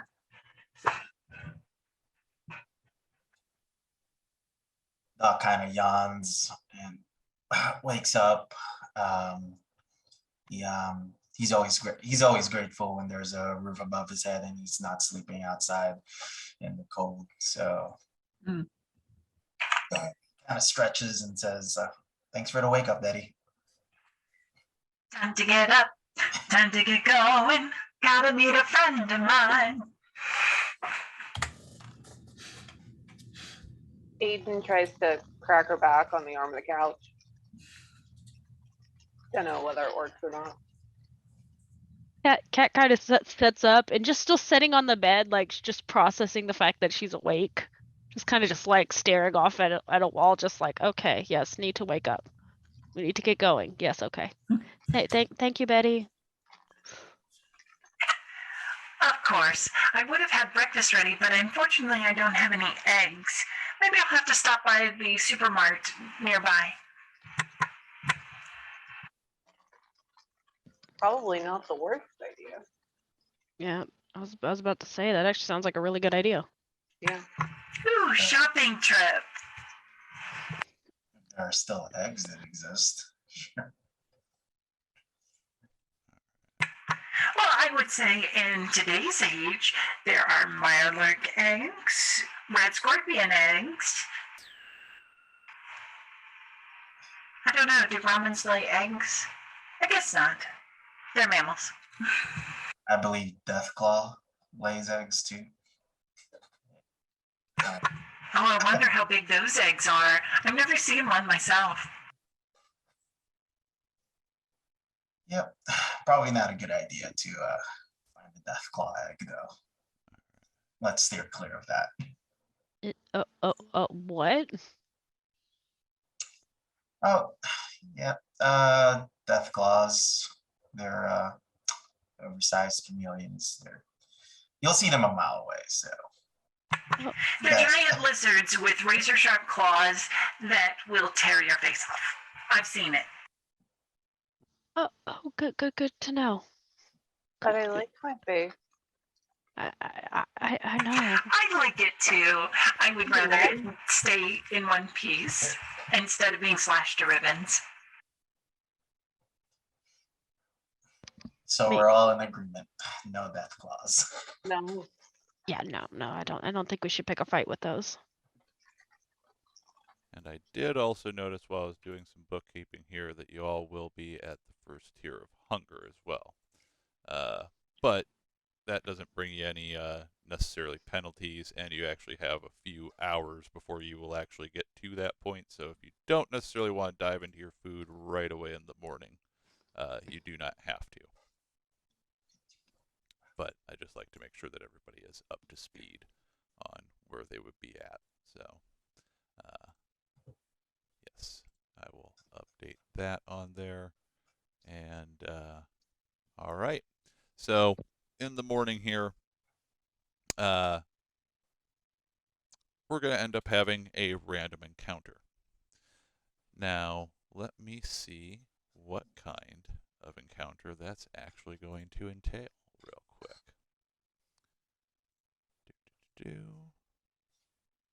That makes sense.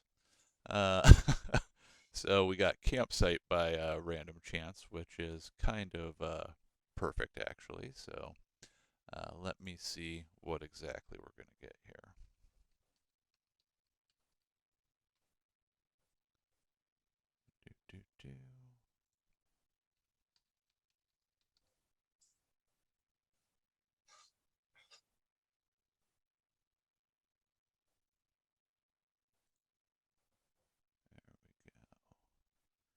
Alright, I need to roll 1d20.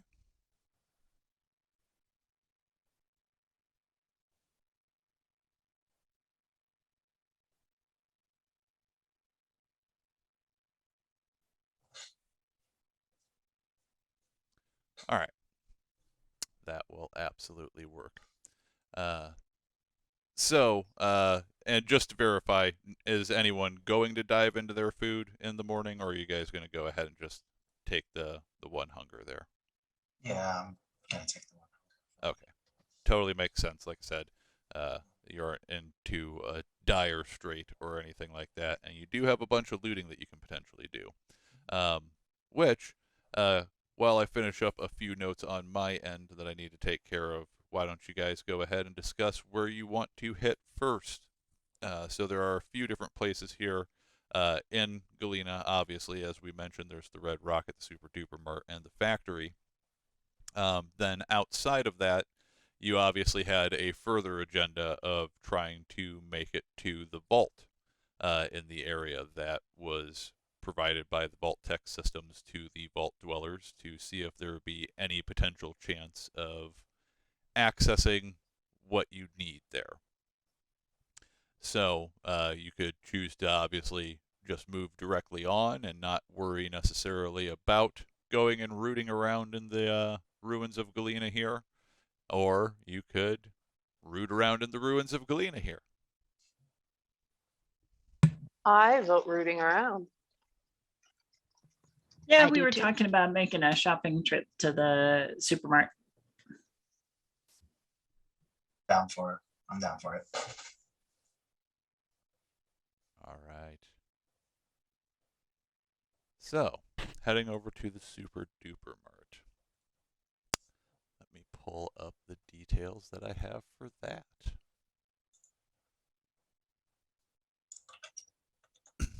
All right. So the Super Duper Mart is a couple blocks away from where you had set up camp, and as you start making your way out of the house and onto the road. And about a half block from where you had spent the night. Give me a perception and survival check, everybody individually. It's a difficulty of 1. Is that a perception or endurance? Yeah, perception and survival. Okay, yeah.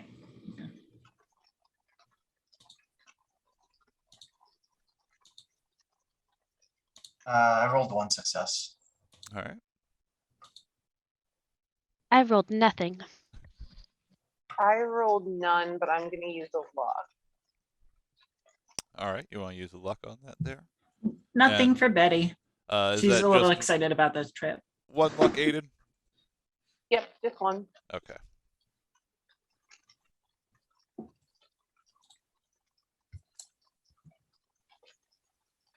Well, still no dice. That's all right. So you're all walking down the road there, and Doc, you happen to hear out of the coming off just from like a side street coming up that you're about to come to the intersection of. You hear this just like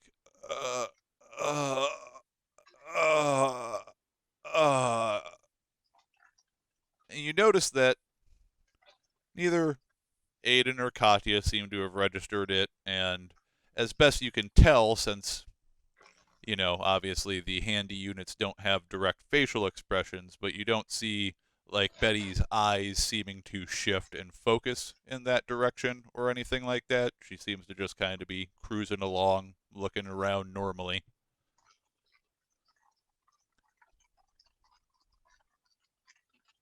Hold up, guys. I think I'm hearing someone on that direction. Sounds like someone's groaning. Is that a good thing or a bad thing? If it's someone in danger, we should help them, definitely. Or it's a trap, and we should ignore it.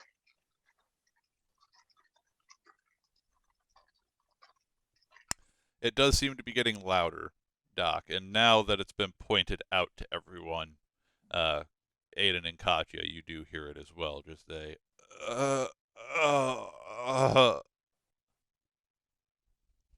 Well,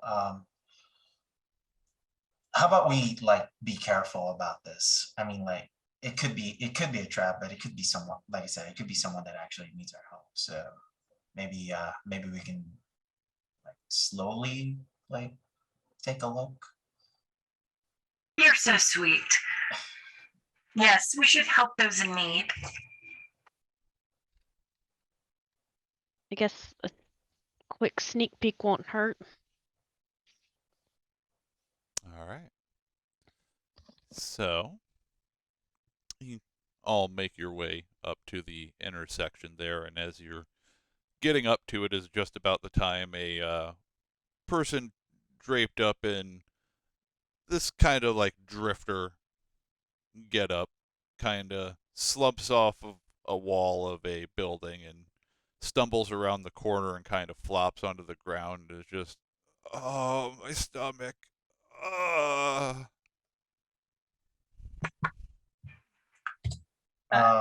Betty is going to approach and just kind of hover over. Are you in need of assistance? What seems to ail you?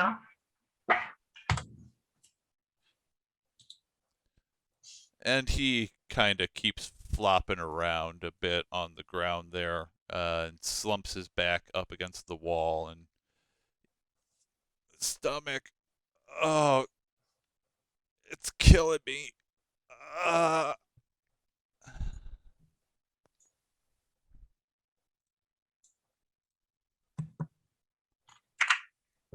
Doc, any ideas?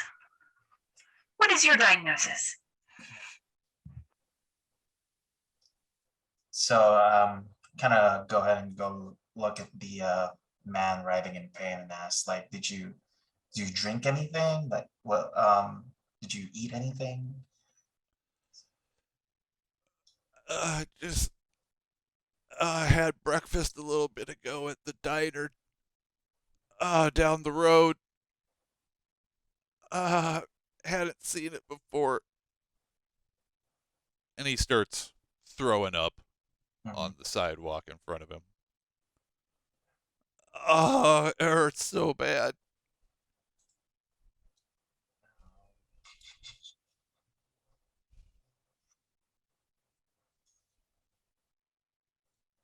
I have a stim pack. Maybe I can help him out by like just giving a stim pack, like jabbing a stim pack on him. So Stimpak's likely not going to do anything in this Yeah. particular instance, but what you could potentially do with the means that you have available right now anyway, since you don't really have any specific medicines directly that would help with this, but you do have your first aid kit. So you could potentially try to make use of that with a first aid check and see if you can try to help his symptoms out in any way, shape, or form. Yeah, I'll go ahead and do that. And Betty, if you wanted to, you could assist because obviously the homemaker models do have some general first aid protocols that are installed because they are kind of a cross between a Mr. Handy and a Miss Nanny, which does a lot of nursing and things like that. So the blend of those two models kind of brings a few facets together. So just roll a medicine check, basically. Yep. And you'll be doing it with 2 dice, whereas if as long as you get a success, Betty will be doing it with 1, and it is a difficulty 3 test here, Okay. which means if we do manage to get a success, you guys will get some experience at the end of the session for completing that. Okay. Ready to assist, Doctor. Would it be okay if I use like one of the dice, like extra AP for 1 die? You do still have 5 in the pool. I'll go ahead and use that. All right. Medicine check. And I got 2 success, but with a complication. All right. And no successes from Betty. Do you want to use a luck point to get rid of that complication there, Doc?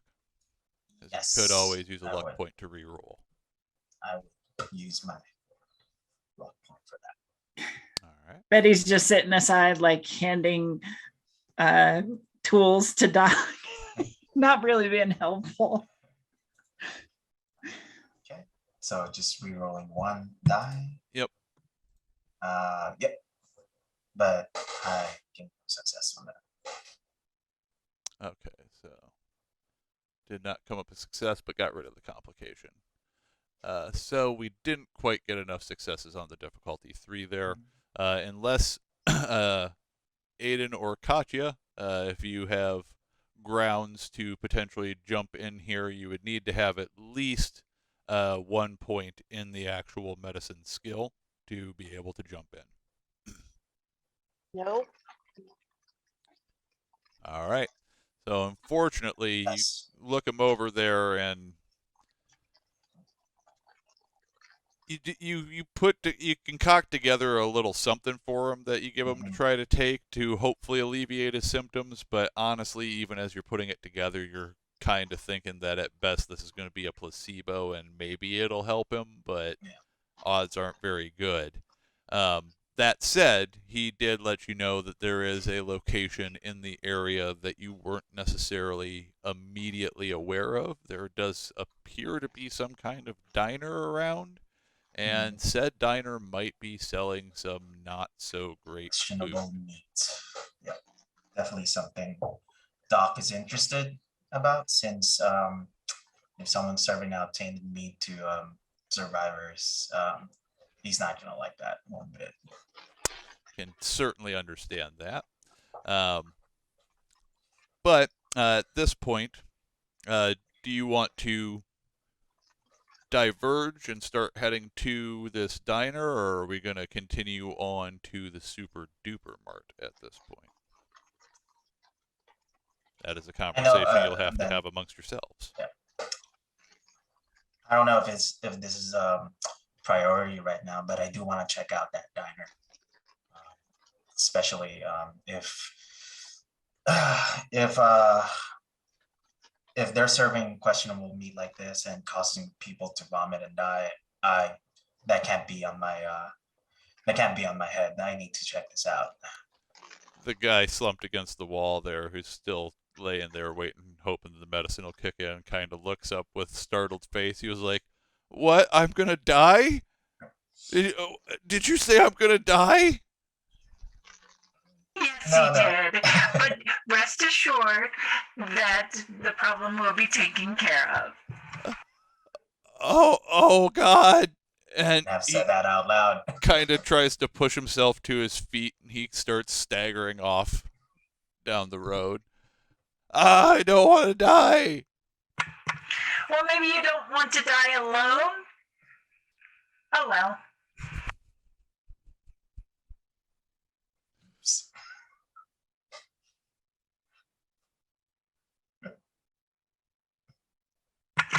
Yes, I think we should go by the diner. Maybe you can get some breakfast there. Probably not the breakfast they're serving, Betty. I mean, we should go check it out. But how high of a priority do you think it is, or should we hit the Mart and then head over? It's up to you guys. I mean, like I said, if we can get something off this supermarket, that'd be great. I mean, like, we are low in supplies, but also we can just check it out too. We can check out the diner on our way back. Checking out the diner isn't super high on my list of priorities, so if we happen to be able to double back and check it out, then sure, but I'm feeling like we should carry forward. I ran out of food to carry with me, so I'd kind of like to stop by the Mart and at least see what they got. All right. It wouldn't be prudent for us to also split up, so I guess I'll go with you guys. And hopefully, if we have time, we'll double back to this diner. I have a coupon for the Super Duper Mart.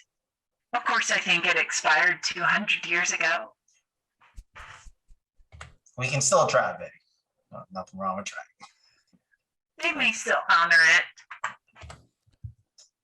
Well, you all go ahead and make your way over to the Super Duper Mart, which, as you can see on the map that we've put up on screen there, that is sort of like just right in the heart of the ruins of the town here. And for the players, I've kicked it into the chat, the updated one that has your location filled in. That does mean you're all going to get 5 additional experience points for a new location discovered out in the wasteland here. And for those playing the home game, just to be aware, one thing I did update the map to include a piece of information that Doc would have been able to share with everyone, but that is that Lake Michigan itself is irradiated. So I do have radiation zones marked around the wasteland. Since you don't necessarily know all of them, the way you'll find them is either by hearsay eventually or stumbling into them. But that is one that you know, and those symbols will pop up around the map as you start figuring out where radiation zones actually exist out here. Additionally, we've gone ahead and filled in the Super Duper Mart, as I said. And then during the break, we realized that the players after the first combat did also get a level. So during the break, they did all actually level up, just to keep everybody playing the home game up to speed. So I believe you're all up to what, level 3 now? Is that correct? All right, so we've got a couple level 3 Vault Dwellers, a level 3 Wastelander, and a level 3 Robot rolling around out here. Now, with that said, you guys all arrive at the Super Duper Mart. It's a large supermarket with a big, massive, flat asphalt that's been chipped and cracked over the years of being in a state of disrepair and not being maintained. Former parking lot. There are a few cars actually dotted around the place that have been clearly sitting there for hundreds of years, rotting away slowly but surely. And then the large supermarket itself. So for the size of the location that you're dealing with, when you're talking about like various wasteland locations, this would be on the scale of you're assessing it as about probably an average size location from the perspective of looting, which means it would take you about 30 minutes to actually explore the Super Duper Mart itself. Now, that would be done by doing a perception and survival test. That would be a group test again, so everybody else can jump in with whoever the leader is. Which again would likely be Doc, unless anybody else bumped themselves up to the point where they compete with Doc's score yet. Oh, what is Not Doc? quite. Yeah, no, actually in the break, I also bumped up my survival, so now it's an 11. total, Okay, so it's an even harder score to beat now. And then obviously everybody else would be able to jump in on that, and complications on this could cause different things to go awry potentially. But since we are right at the end of the session time here, and I don't want to keep everybody super duper late, we will go ahead and wrap things up here. Where in the next session we will kick off with exploring the Super Duper Mart and finding what we might be able to loot there, and hopefully not running into too terribly many problems. But that is all for this week, everyone, and we certainly appreciate you coming and joining us once again. But we will see you next time, and other than that, have a great night. We love you.